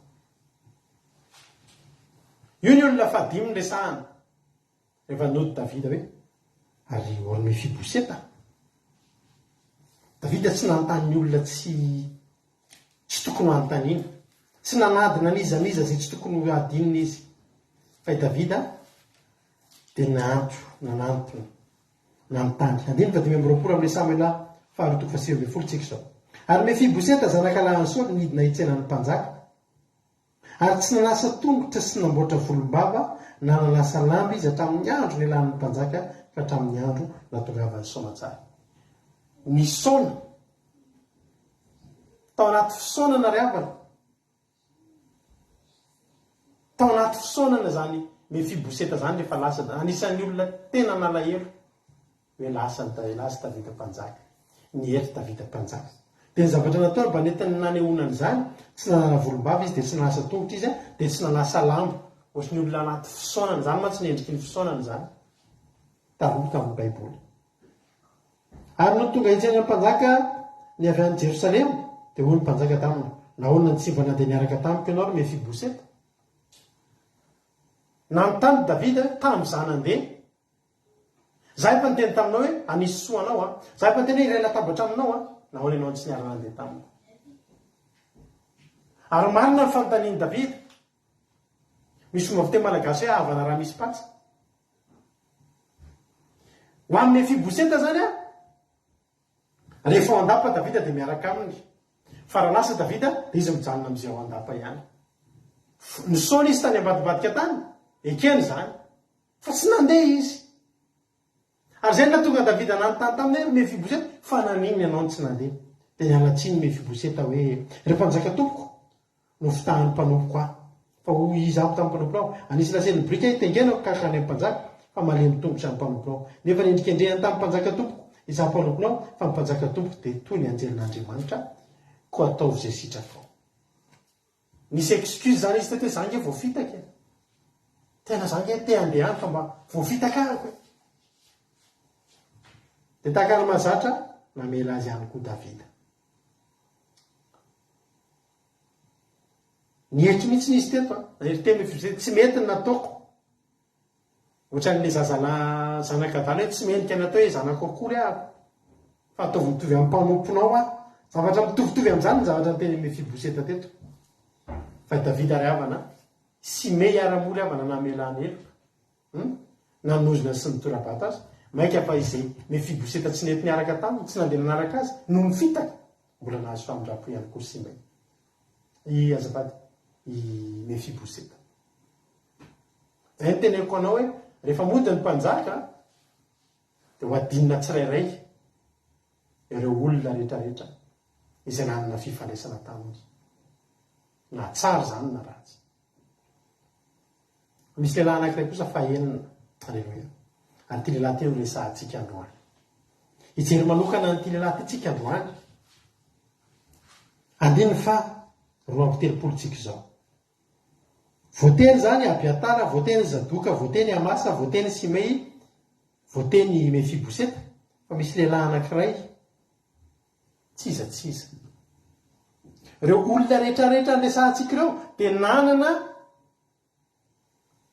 ny lasany miaraka tamin'ny Davida daholo ny fankafantatra tamin'ny Davida nisy ny fampidirana tamin'ny Davida nasiany Davida ny soa nasiany Davida narovany Davida nampiakariny Davida nasandratry Davida fa ity lehilahy ty kosa viny faharoa ny 10 ary Barzilai Gileadita nidina avy tany Rogelima de niara-nita tamin'ny Jordana any Jordana tamin'ny mpanjaka izy mba hanatitra azy hitany Jordana ity Barzilai ity de voalaza ny ten'Andriamanitra ary Barzilai de lehilahy antitra efa 20 taona izy ary zao ny zavatra nataony izy na mihanina ny mpanjaka raha nitoeratany mahamaina mahanaima izy fa mpanjato be indrindra izy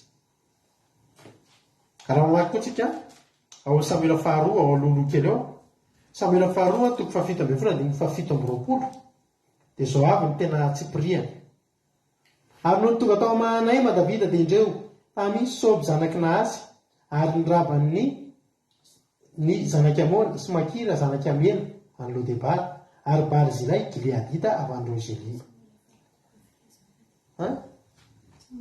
Samuela faharoa toko 7:7 sy 8 ary Barzilay Gileadita avy any Rogelima avy nitondra fandrina sy bakoly sy vilany tany sy varitritika ary varody azy koba sy lango sy tsaramaso sy voanemba ary voanemba voenty sy tantely sy rononomandry ary rondry zanak'omby ho any Davida sy ny olona nanaraka azy fa hoy izy naona sy mahasasatra ary mangetaheta any anefitra ny vahoaka.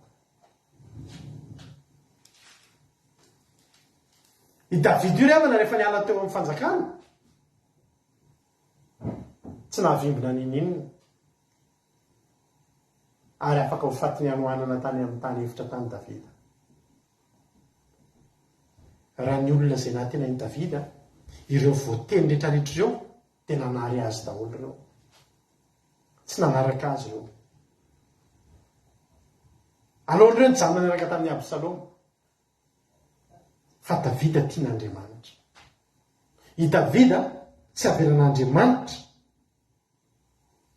tsy avelan'Andriamanitra naroviana fa zanany efa nisy olona tany ananina tany efa nitendren'Andriamanitra amelona ny Davida rehefa ity lehilahy ity dia lehilahy tsy mbola nahita fahasoavana tamin'ny Davida.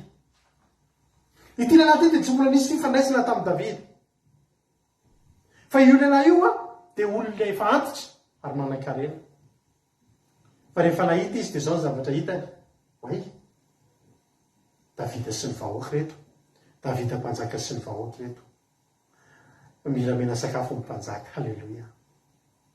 Io lehilahy io ny olona rehetra tary aloha tary voalaza tary dia nahita teny amin'ny Davida endrika mpanjaka efa tsisy antenaina intsony. Mpanjaka tsy manina na adino amin'izay satria efa tsy mpanjaka intsony. Na nanisy sotakiny ahoana sy efa tsy mpanjaka intsony efa samby miletika hozy ny fomba fiteny. Fa i Barzilay Gileadita rehefa sa niantoka mpanjaka reraka sa mbola nity mpanjaka reraka sa mbola niantoka mpanjaka reraka.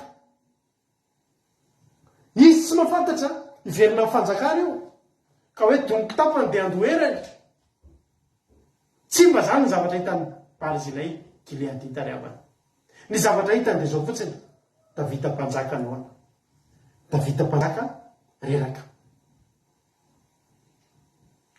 Ny olona taninga rehefa nanaty ny olona akaiky an'i Davida izy hoe okso efa lasany izy fa aleo izy hoany efa vita ny anjarany sy ny aray minitra ny fahanginana atsiarovana azy. Izy Barzilay reraka izany mpanjaka izany reraka ny mpanjaka tompoko ary izy mpanan-karena raisy ny atanana daholo na ny fandrina na ny vilia bakoly na ny vilany tandry na ny varitritika na ny vary ordea na ny ronono mandrina rehetrarehetra nanana confort Davida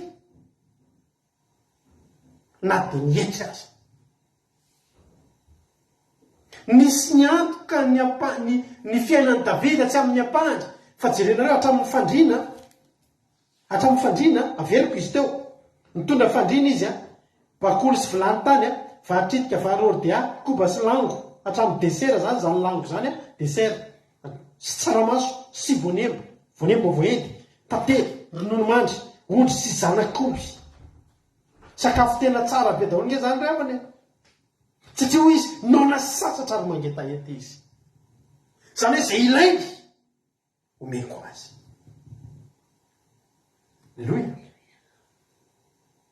Izy ny sa hiantoka mpanjaka reraka izy ny sa hiantoka metraka amin'ny fitokisany andaniny vola sy ny arenany amina mpanjaka reraka efa tsisy azy antenaina intsony. Ny Barzilay tsy zany ntsony ny problème hoe io zao iverinao mpanjaka io dia hitanareo ny ataony anio anahy. Tsy zany, tsy nieritreritra koa izy iverinao mpanjaka. Nanana fa nieritreritra ny amelona ny Davida mandra-pahafatiny i Barzilay. Tsy nieritreritra izay ho avy any. Tsy mitady ny interehany hoe inona ny interehako. Fa ny zavatra nataony dia nanompo tamin'ny fony izy. Ny arena sy ny fananany dia nomeny namelomany ny mpanjaka. Fa zao ny havana. Azadina ny soramandry ny nodiny Davida indray. Ary Davida raha ody indray. Tsy izay nanisy ratsy azy any no resahany. Davida pendenina ataony fa mba tadidiny koa. Zao ny zavatra nyteneniny. Ary Barzilay Gileadita rehefa Samuel faharoa faha 9 zao tsika 20. Ary Barzilay Gileadita nidina avy tany Rogelim ka niara-nita tamin'ny Jordana tamin'ny mpanjaka izy mba hanatitra azy hitan'ny Jordana. Ary Barzilay dia lehilahy antitra efa 20 taona ary izy efa nanome hanina ny mpanjaka raha nitoetra tamin'ny Mahanaima izy. Fa mpanjato be indrindra izy. Sofa mpanjato be izy ry havana. Sofa mpanjato be izy inona no nataony moa raha tsy mpanjato be izy? Fa tsy nampaninan'Andriamanitra no nahatonga azy ho mpanjato be. Fantatr'Andriamanitra ny zavatra ilaina azy any aoriana. Ary io mpanjaka tamin'ny Barzilay andeha ara-mitampoka ianao. Halleluia. Zao ny valopity. Ozy izy Davida. Andao ediko amiko. Zahako indray ny amelona anao. Andao ara-mitampoka. Fa ho velomiko any amiko any Jerosalema ianao. Ny tanàna nisy an'ny Barzilay manan-karena izy fa tsy dia tsara be tahaka ny Jerosalema. Ozy Davida andao mba ho asehoko anao amin'izay zany velomiko any anaty lapo zany. Any Jerosalema. Ao Barzilay, ohatrinona intsony moa ny andro avelomako. No miara-miakatra amin'ny mpanjaka akany Jerosalema. 20 taona zao ny andro avelomako. Ka mahalala ny sosin-dratsy tsony va matsiaro ny tsiron zavatra ho aniko sisotroko tsony va mpanomponao. Marezy feo an'ny mpiralasa ny mpiravavy tsony va nahoana ny mpanomponao no mbola hita mavesatra amin'ny mpanjaka tompo. I Barzilay izy Barzilay zany efa antitra na ho any Jerosalema tsy maheno natsirokanina nge tsy henoko tsony. Ity Barzilay ity zany dia le olona tsy nanisy tsony an'izany hoe anao an'ity zavatra ity amin'izay tonga any Jerosalema. Fa ny zavatra maty tao am-pony, latsaka tao am-pony Barzilay dia zao mpanjaka io ninona toerana misy an'io eto aho. Ary tsy mitahian'Andriamanitra fotsiny amin'izao fa za tsy maintsy ho fitahiana ho an'ity mpanjaka ity. Tena ataony tsy nandrasany valiny, tsy nanantenany ninona, profiny zany rehefa nampanantenainy no tenena amin'izay andao fa omeko anao ny valiny. Tsy nilainy intsony ny valiny. Tsy nilainy intsony ny valiny. Tsy niandra ny valiny io ny rasan'ny Barzilay ry havana. Fa nataony tamin'ny fitiavana fotsiny ny zavatra rehetra nataony. Fantany fa reraka ny mpanjaka. Ry havana. Dia teny aminao andro any.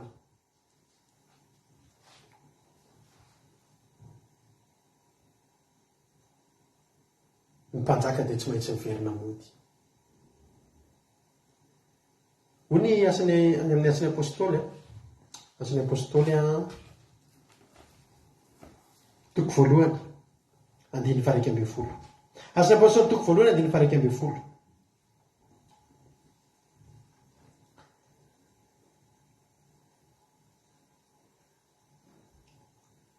Nasika makitsika asan'ny apôstôly toko voalohany 2:20. Ary raha mbola nandinika ny lanitra izy ireo tamin'ny nandehanan'i Jesosy, indreo nisy roalahy teo anilany ny akanjo fotsy. Ary izy nanao hoe ry lehilahy Galileana, nahoana no mijanona eto mijery ny lanitra ianareo? Iny Jesosy izay nampiakarina niala taminareo ho any an-danitra iny dia mbola ho avy tahaka ny nahitanareo azy niakatra ho any an-danitra. Halleloia. Dia ataontsika hoe i Davida mpanjaka Jesosy androany. Efa teto Jesosy fa lasa izy niakatra. Dia ozy izy hoe andeha hamoatra fitoerana ho anareo ahy. Halleloia. Ary nolazaina rehefa niala teto Jesosy dia variana ny mpianatra ohatrany ireny tsy ahita azy ireny intsony fa nytenen'reto anjely reto hoe azavarino anareo fa mbola ho hitanareo indray izy. Zany hoe ho avy ny fotoana isy soramandry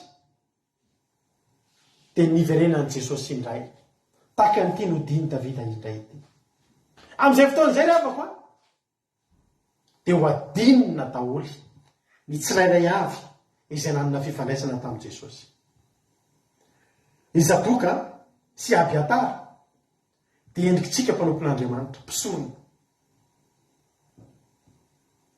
Taitra ny olona rehetrarehetra ho avy Jesosy. Misy olona ngerevana amin'izao fotoana izao, olona tsy mpivavaka tsy mpivavaka be fa tena resy lahatra hoe anao tonga amin'izay Jesosy efa ratsy ty izao tontolo izay, maranatà Jesosy. I Abiatara sy Zadoka mpisorona tsy tao anatin'izany, mbola varihina tamin'ny zavatra hafa. Ny olona iray nitetraka nanontaniany Davida hoe tsy tokony nareo hoe ny voalohany, tsy tokony tsika mpanompon'Andriamanitra hoe ny hitambatamba alao hiverina Jesosy, alao hiverina Jesosy tahaka ny etsotson'ny olona tao Israely hoe alao hiverina Davida. Ho amin'ny fotoana ho adinina i Zadoka sy Abiatara hoe nahoana nareo indray ny farany amin'ny fampodina ny mpanjaka ao an-trano. Ay Zadoka sy Abiatara sy ny olona farany indrindra tamin'ny olona vao niteny hoe alao hodin'ny mpanjaka. Ravako isika mpanompon'Andriamanitra zany. Oka amin'ny fiavian'i Jesosy ho avy Jesosy. Hidina ny soramandry ny nodiny Jesosy indray, ny niverenan'i Jesosy indray. Isy ho adinina amin'io, ho adinina ny olona tsirairay avy. Na ninona ianareo no farany tamin'ny fampodina ho Jesosy. Eo tsika mpanompon'Andriamanitra vao menatra hoe fa naninona mariny tsika tsy nitabataba-zany hoe maranatà Jesosy fa vao mena nampiorina ny fon'ny olona tamin'ny fiainana eto an-tany. Variana nampiorina ny fon'ny olona tamin'ny arena sy ny voninahitra, ny trano sy ny tômôbilina sy ny volamena sy ny volafotsy. Fa tsy tokony tsika be no hitratradrara ny amin'ny tokony nodiny Davida. Raha nitodika tamin'ny Abiatara mpisorona sy Zadoka i Davida dia tahaka izany nitodihan'i Jesosy amintsika rehetrarehetra reto, mpanompon'Andriamanitra amin'izany fotoana izany. Ozy izy Andriamanitra hoe, ozy izy Davida hoe ary ianao ry amasa, tolako sy nofoko ianao. Hoy Jesosy manontany olona hoe iza moa ny ralahako, iza nanabaviko.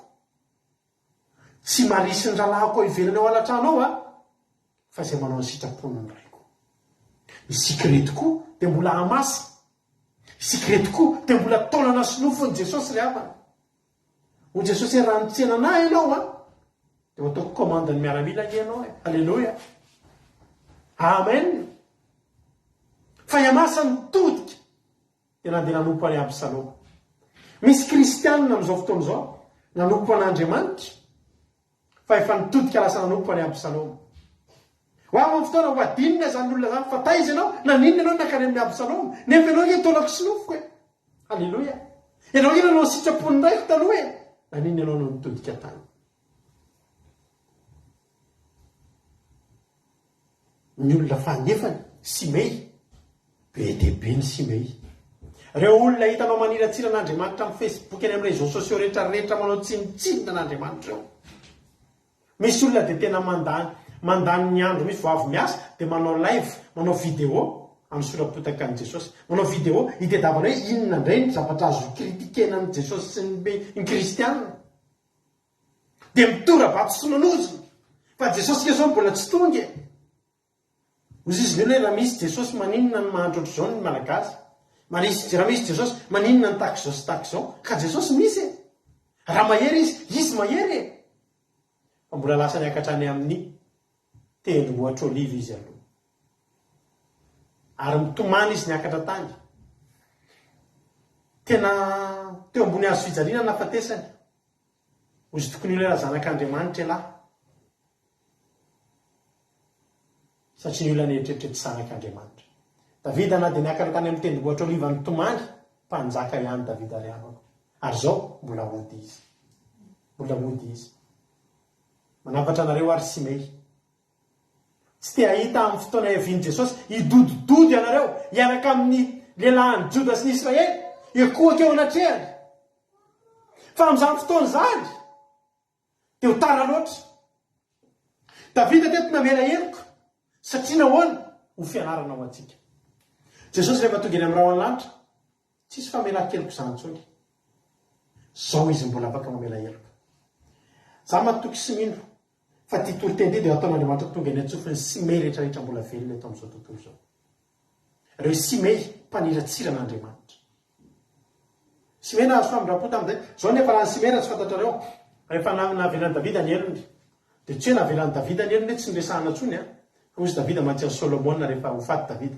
Hitanao izy Simei. I Simei ara-maso tsara. Ara-maso mantsy an'i Solomona. Ary na raha ny Solomona maso andro dia nisy lalàna navoaka ny Solomona ianao ary Simei tsy mahazo mivoaka ny Jerosalema.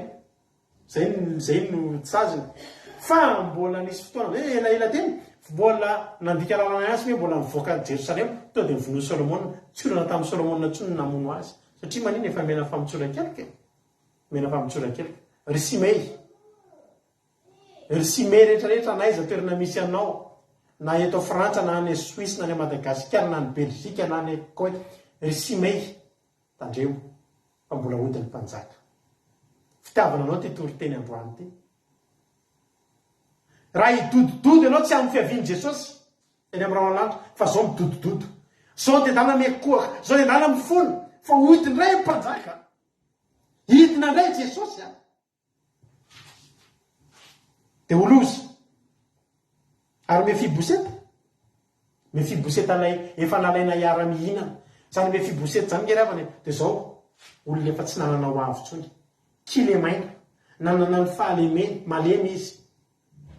Fa ohatra antsika rehetrarehetra nanana ny fahalementsika rehetra tsy nampaninana an Jesosy mbola nandray antsika. Nafinahitra ny teny kely ny teneny mampirina teny hoe rehefa hivady tokoa dia jerena tetiarana. Toy izany hoe taranak'izy ary zareo.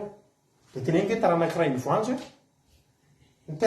Izay zany nareo moa zany taranak'izy. Izay zany taranankiray ny voanjo dia mivadika lasa valala dia mivadika lasa lalitra. Ny voanjo zany olona mpangalatra be teto Madagasikara. Fa isalasala ihany ny fianakaviana rehefa mitonga any ianao hoe na ino na endrika eo ka hoe taranankiray ny voanjo ianao hoe raha akaiky ny iza moa zany ohatra ny mpangala izy. Zaho zany dia zanadralany ray ny voanjo. Tena ozy ny olona tena aleo ny eritreritra fianakaviana. Fa Jesosy rehefa anambady antsika nijerena tetiarina tsisy afaka daholo fa izy Jesosy tsy maninona. Alleluia. I Mefiboseta dia olona nanana fahalemena ohatra antsika rehetrarehetra eo. Nobataina nentina hiara iray latabatra amin'ny mpanjaka.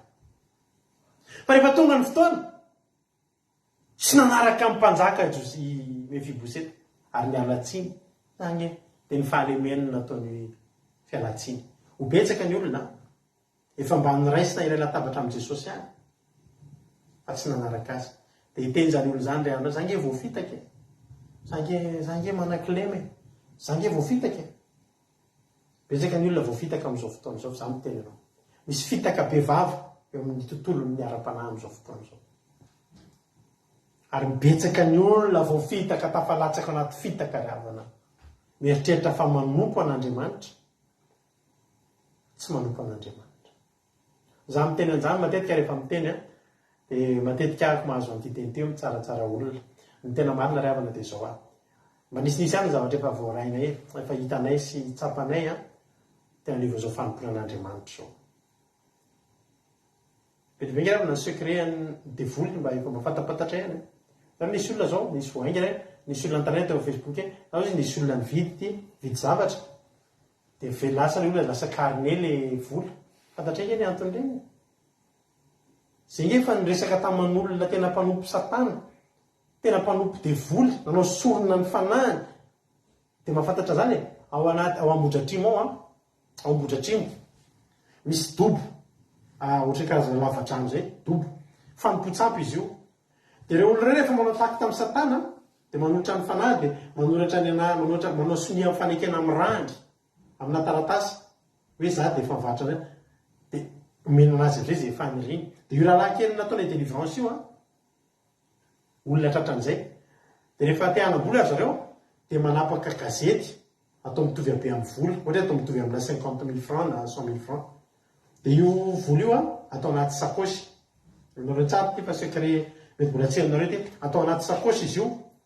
de le vola le gazety be tabe mivalimbalina be dia be vita ohatry ny vola anaty sakosy anankiray dia misy sorona ataondry zareo manao sorona manao ohatry hoe fitombivavahana fanompotsapy eo dia aroboko anatin'io rano io dia aroboko ao dia rehefa avy miroboko ao dia entiny amin'izay ny harony iny feno vola izy mahita fa gazety io gazety ny tapatapahana fa zay olona omeny an'io kosa raha olona tsy misy fiarovana olona tsy mivavaka dia mitenyreo ohatra iny 1 million dia mahisa gazety izy le gazety tary zany izy mahita hoe ravina taratasy io omeny an'le olona dia olona ohatra ny manisa vola dia 1 million izy mantsany hoe vidanako moto izy vidy moto ana 3 million 5 izy tamin'ny alalan'io gazety io efa avy naroboka tary dia le olona mpividy vatra moto tena mandray an'le vola tena hoe velomina moto lasa nandeha izy lasa ny vola zay vao mipotra amin'le olona le fanovamaso zany le izy hoe lasa taratasy hitanareo dia iny olona tratra iny zao hoe lasa mivadia carne ny tena marina efa carne iny fa le olona tratra amin'ilay fanahy dia nahita hoe vola iny betsaka mbola maro raha mbola resaka secret ny satana zany maro ny zavatra efa mba fantatra ary zara miteny zavatra aminareo eto tsy hoe mitsara fa mampitandrina antsika izy eme fiboseta efa nahazo an'izany anjara fahasoavana zany hoe io fa zao no mba fianaratsiny me fiboseta zany eo izy fantatrao fa malemy fantatrao fa malemy ny mpanomponao dia zange no voafitaka zange ny fitahan'ny mpanompoko hoe ho avy Jesosy isy olona hitarainy tena voafitaka Jesosy voafitaka ingena tonga anatafiana taminao tsy fantatro mihitsy hoe hoy Jesosy efa nanapitra antsika mitandrema ianareo fa ho avy ny teny amin'ny anarako hoe atya izany izy aria atsia zany ny tokony hitandrema antsika tsy ho vita ny aro an'ny olona rehetrarehetra fa zay meno fandarinandramoka izao no teneniko androany mitandrema so tratra ny kanome fiboseta isika efa mba malemy ihany nomena fahasoavana mbola ny fahalementsika ihany ny ataontsika anjany nalemy mahaiza mitoetra eo tabatra ary ny farany avy ny fotoana misy olona ohatran'ity Barzilay ity Barzilay izy tsy mba nalahara akory izay lanitra misy olona ngeravana manompo an'Andriamanitra dia izao no teneniny hoe za Jesosy tompoko fotsiny ianao fa ny ho avy dia apetraka ao aminao misy mantsika manao zavatra kely anankiray dia mieritreritra lanitra nanome sahirana any an-danitra Jesosy tadidio iny Jesosy zay etsika rehetra ataontsika dia ohatry ny agny aminantsika n'Andriamanitra iny vitanao fa nanao iny vitanao fa mifady anina aty Barzilay tsy ohatry zany Barzilay zay milain'Andriamanitra inona moa ny endriky ny hoe Barzilay mpanjato be ny arenany dia ny tanjany ny fahasalamany mety ny fahatanoraly fizy efa antitra fa miresaka n'le arena ako tonga eto ianao androany mbola velona ianao zao ataovy ny asan'Andriamanitra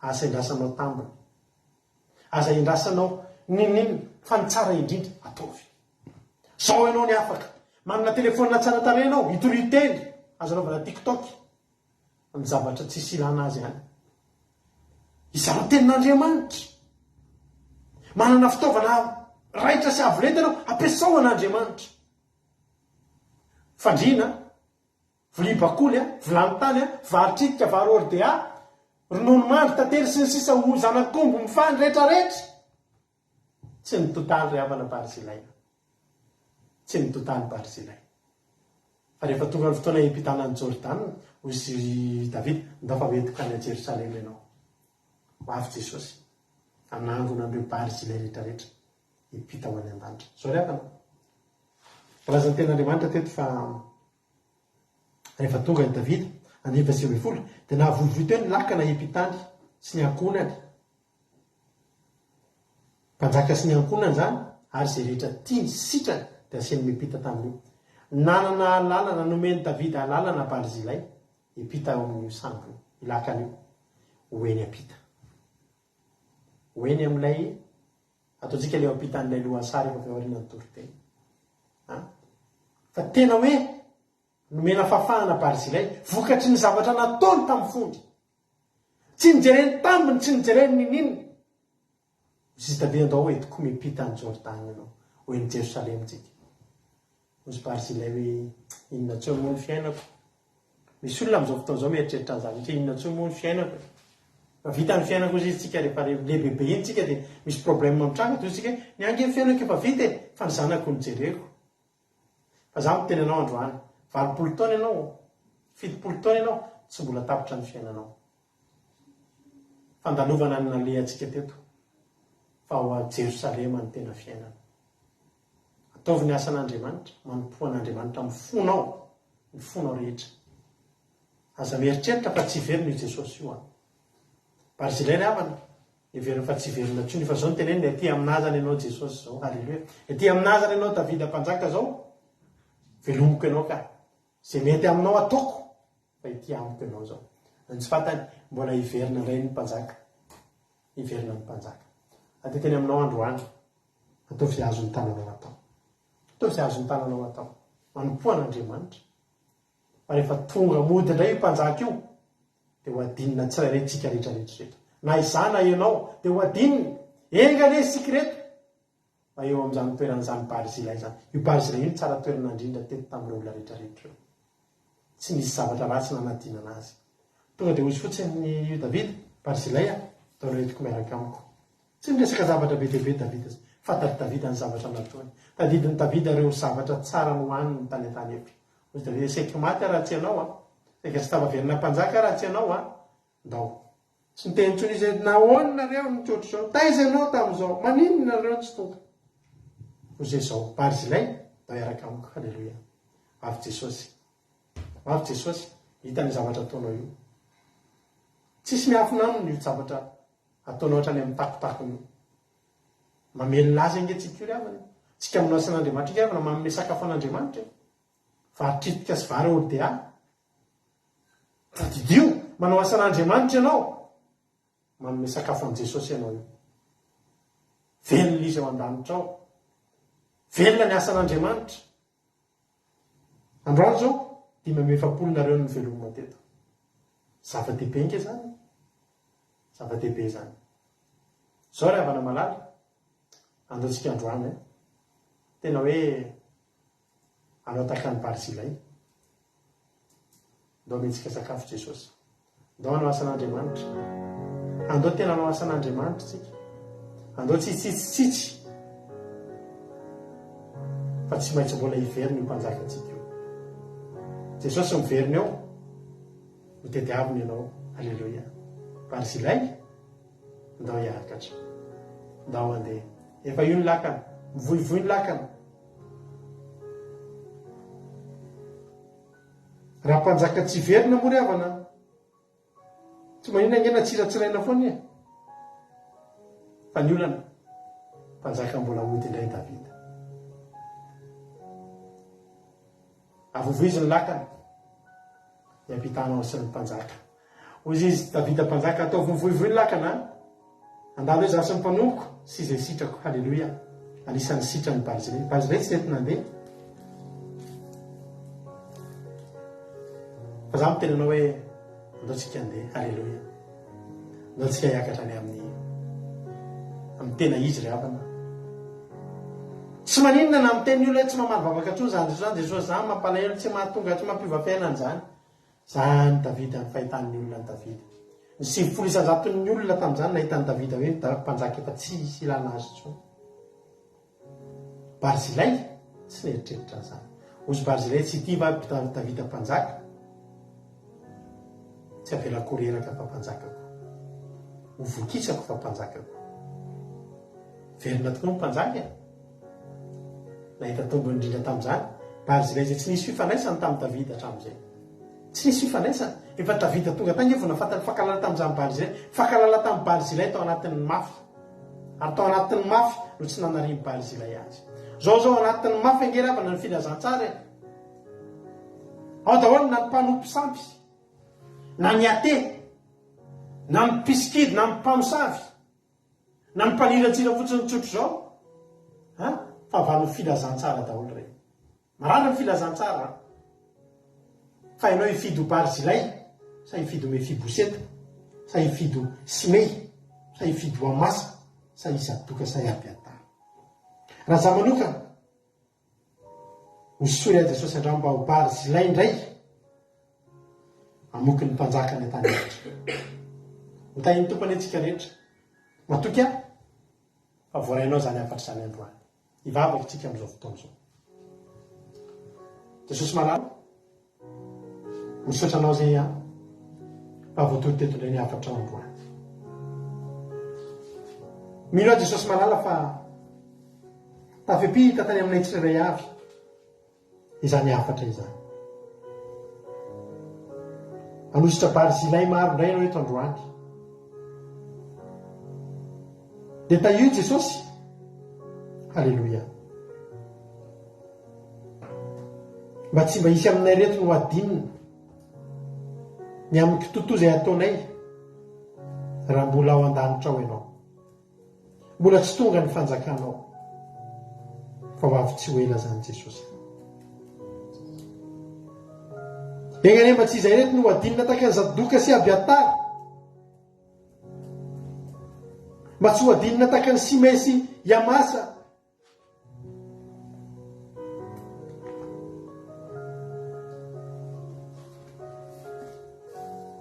Sy Mefiboseta Jesosy.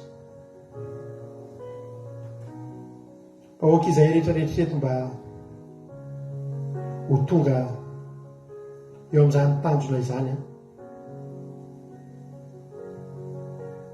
dia izay itoy anompo anao, itoy anisy asy ny asan'Andriamanitra, amoky ny fanjakan'Andriamanitra.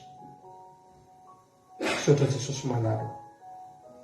Ny tananao mahery ane hanome anay hery. Ny tananao mahery ane hikasika anay.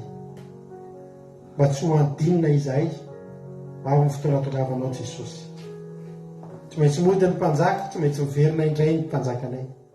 Tsy maintsy tonga indray ny fanjakanao Jesosy. Eto izay hitsenanao, eto izay miandrandranao. Sotra Jesosy malalo.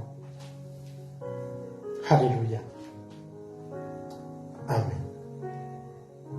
Dia ataontsika tery ty ampitan'ilay lohasaha. Halleluia.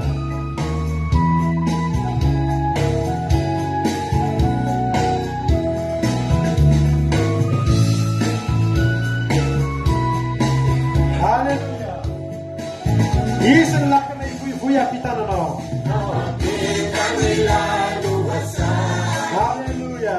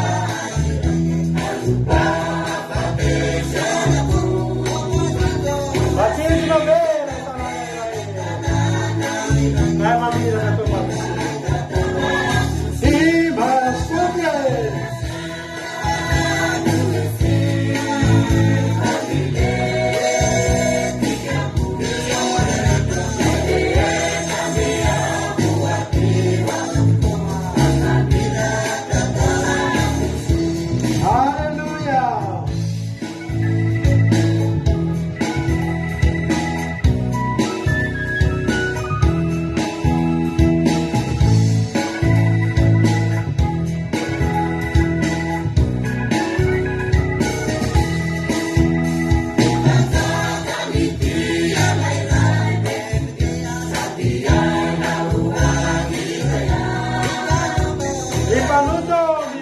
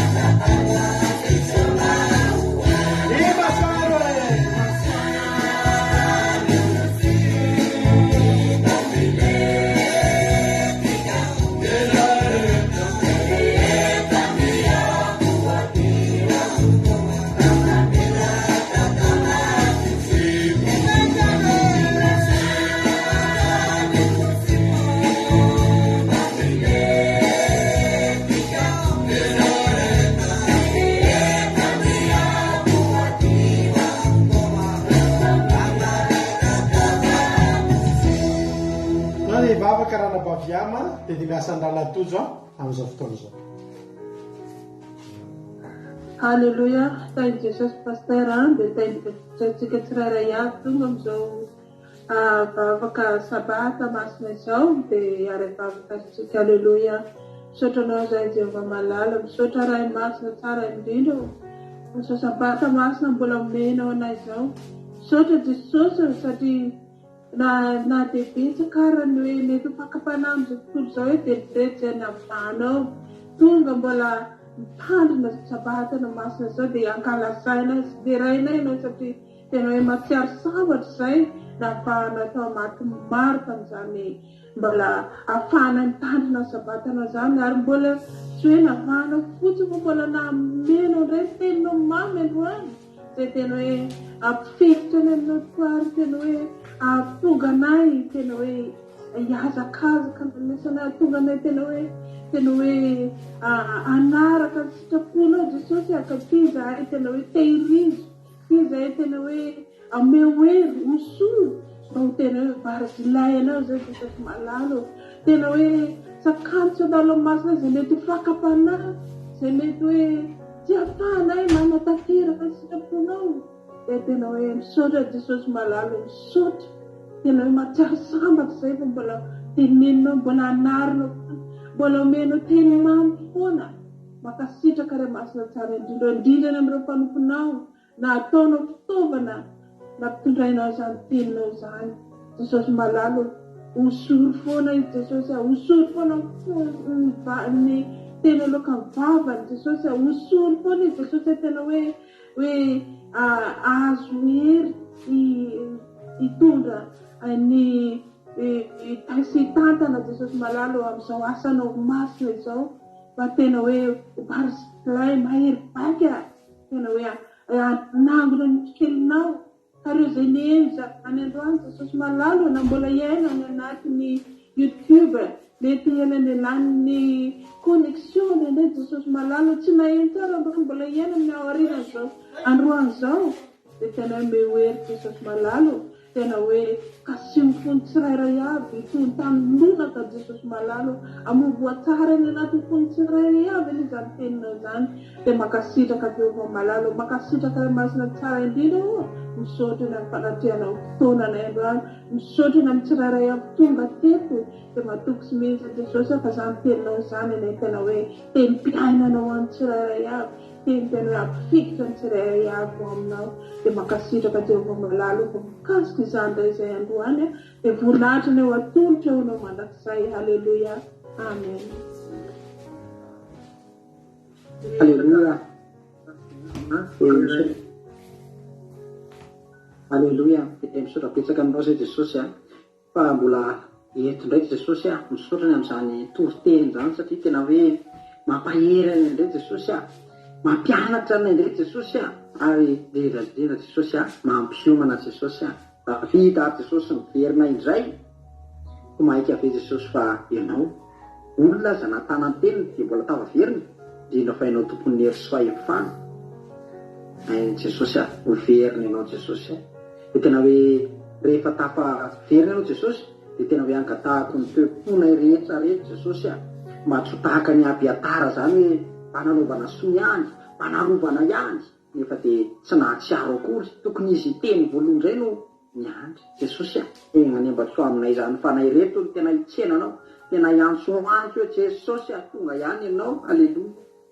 Jesosy malalo aza matao tahaka ny amasako ny toeponay Jesosy hoe mba nopistolana ihany avana ihany fa tsy nahalala akory betsaka ny Jesosy hoe mpanomponao fa tsy takory sy atao fa Jesosy malalo engany tena fikirinao Jesosy meo ny toepony bary sy ilaina tsirairay avy reto Jesosy malalo tena hoe hifikitra aminao amin'izao fotoatsarotra zao Jesosy dia tena hoe ampioanay anao aka zany hoe tiavana be zany hoe tsy mila tambiny tsy mieritrako izy hoe hoasoavina amin'ny zavatra nataony fa dia nanampy any Davida fotsiny izy rehefa fotoatsarotra Davida fanohanana dia nanome sakafo nanome rehetrarehetra fandriana sy ny sisa Jesosy fotoatsarotra an'izao hoe tena izamizao mihitsy ny tena ilinao Jesosy anay mpanomponao manome sakafo anao koa Jesosy mamoky amin'ny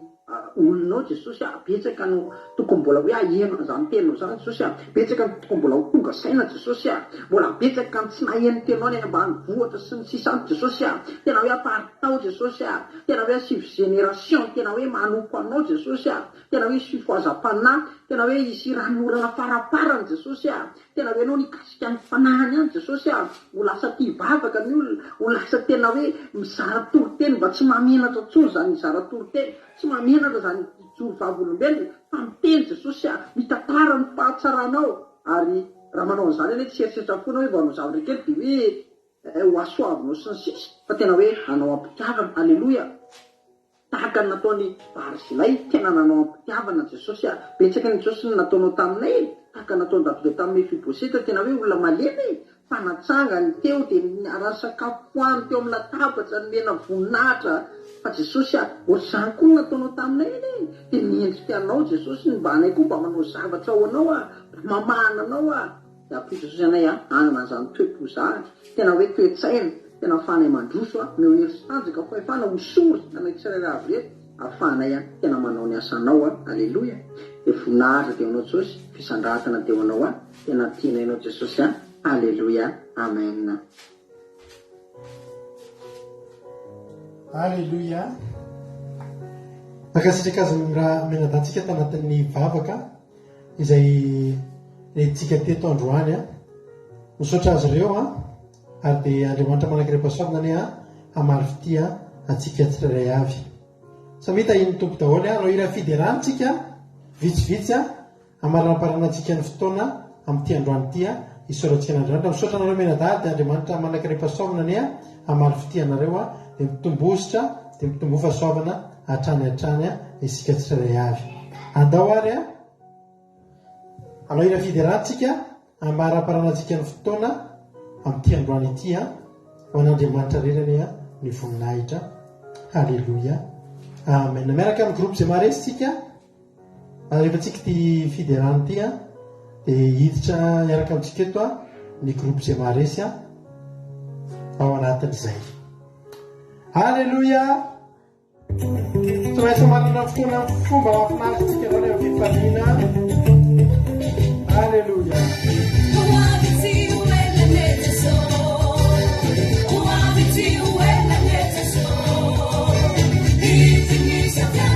It's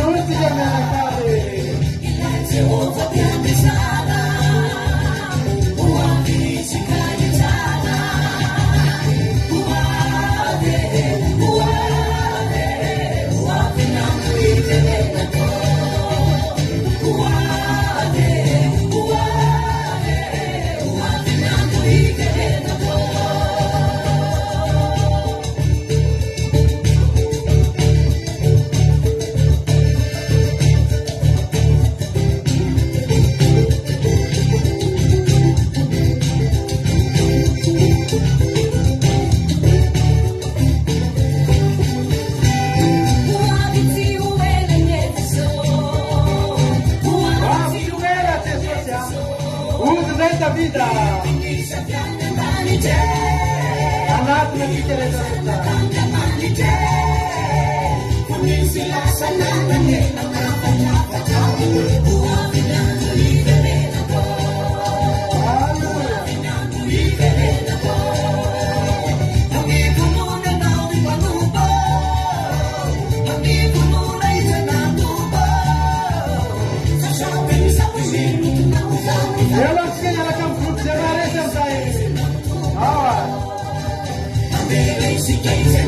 Yara kamari zotika.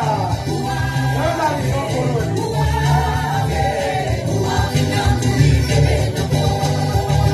Mari na tiara.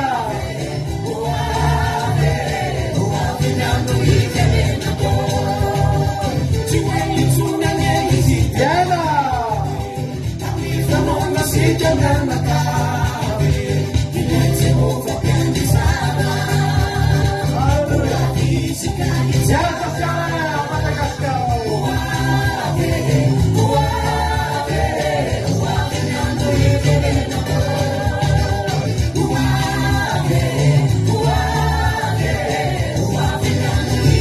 Nina, Atina na ino Madagascar.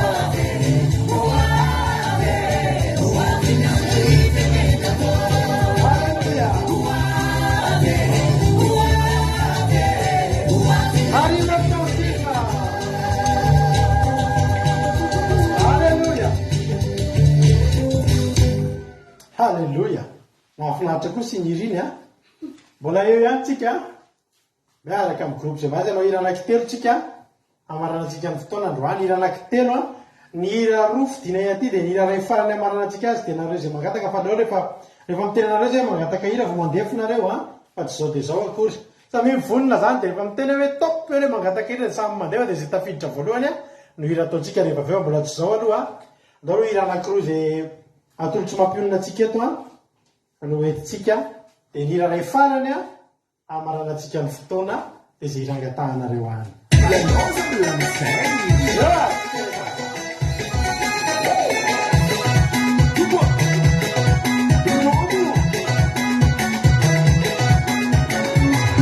Iza ndray manomboka azy. Noblitina. Maitso kely ny fanantenana. Lovely. Sauna di ciao, nemo fondato, faende cuie, la sua felicitazione. Bezzaba. Mandalo, volemo una casa, e non sarebbe soluzione. Pizza, si può visitarmene. Il la tutta sacca. Si bambina valide, ma suono si vitina. Mi pulsa che salando, sarà non lo sape. Vivo sei e non mandava. Tutu. Mai mai può, non me ne fide. Alleluia.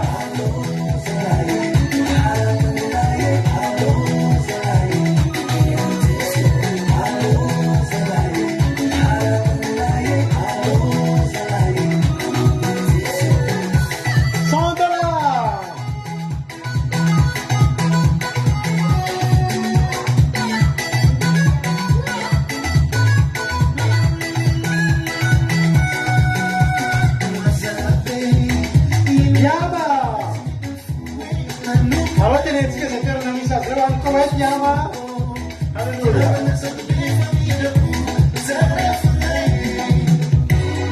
Marisa Lina Madagascar.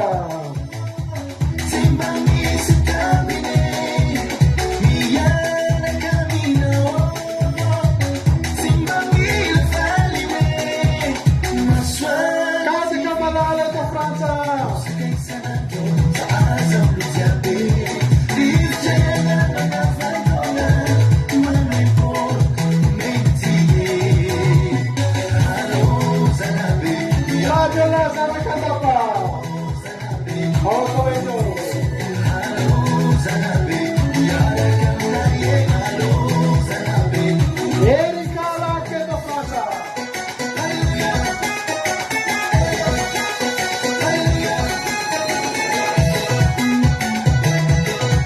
Rosminaia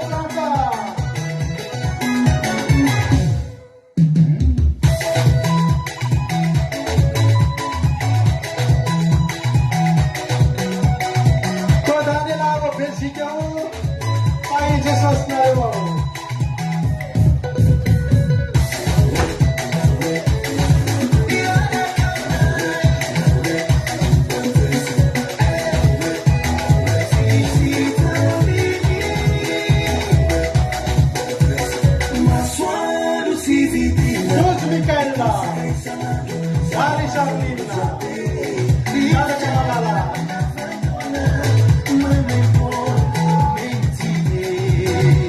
Sari Natiana.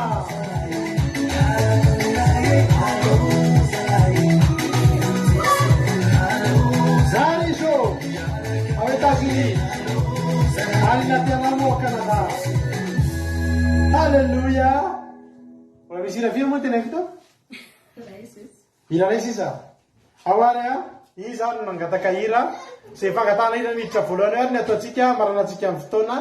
Inona ny hira fiderana mbatinareo izay mpijery reo izay manoratra voalohany eo no alefantsika androany ny hira fiderana. Maranantsika nyity fotoana mahafinaritra be sabatan'i Jehova. Fahafinaretantsika sady masina ity. Halleluia. Inona ny hira? Iza mangataka? Raha vao tsisy mangataka dia mbola miandry kely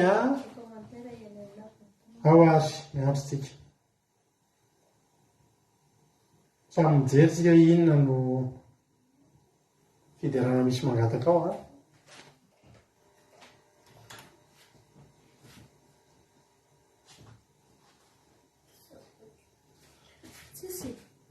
danse pandien hony, jockey hony, zay io zany io. Danse pandien zany tonga voalohany. No danse pandien zany, inona zao zany? Ao ary, io ataontsika ary io soratany tojo io tafiditra voalohany, zay moa ny fanarahantsika zay tafiditra voalohany dia zay no ataontsika. Ao ary. Hoe mako manafaraparana atsika atao groupe zay maharesy mba hanolotra fifaliana ho an'ireto olona zay mijery atsika reto mbola maharitra miaraka amintsika eto ho voninahitran'Andriamanitra maranantsika ny fotoana eva.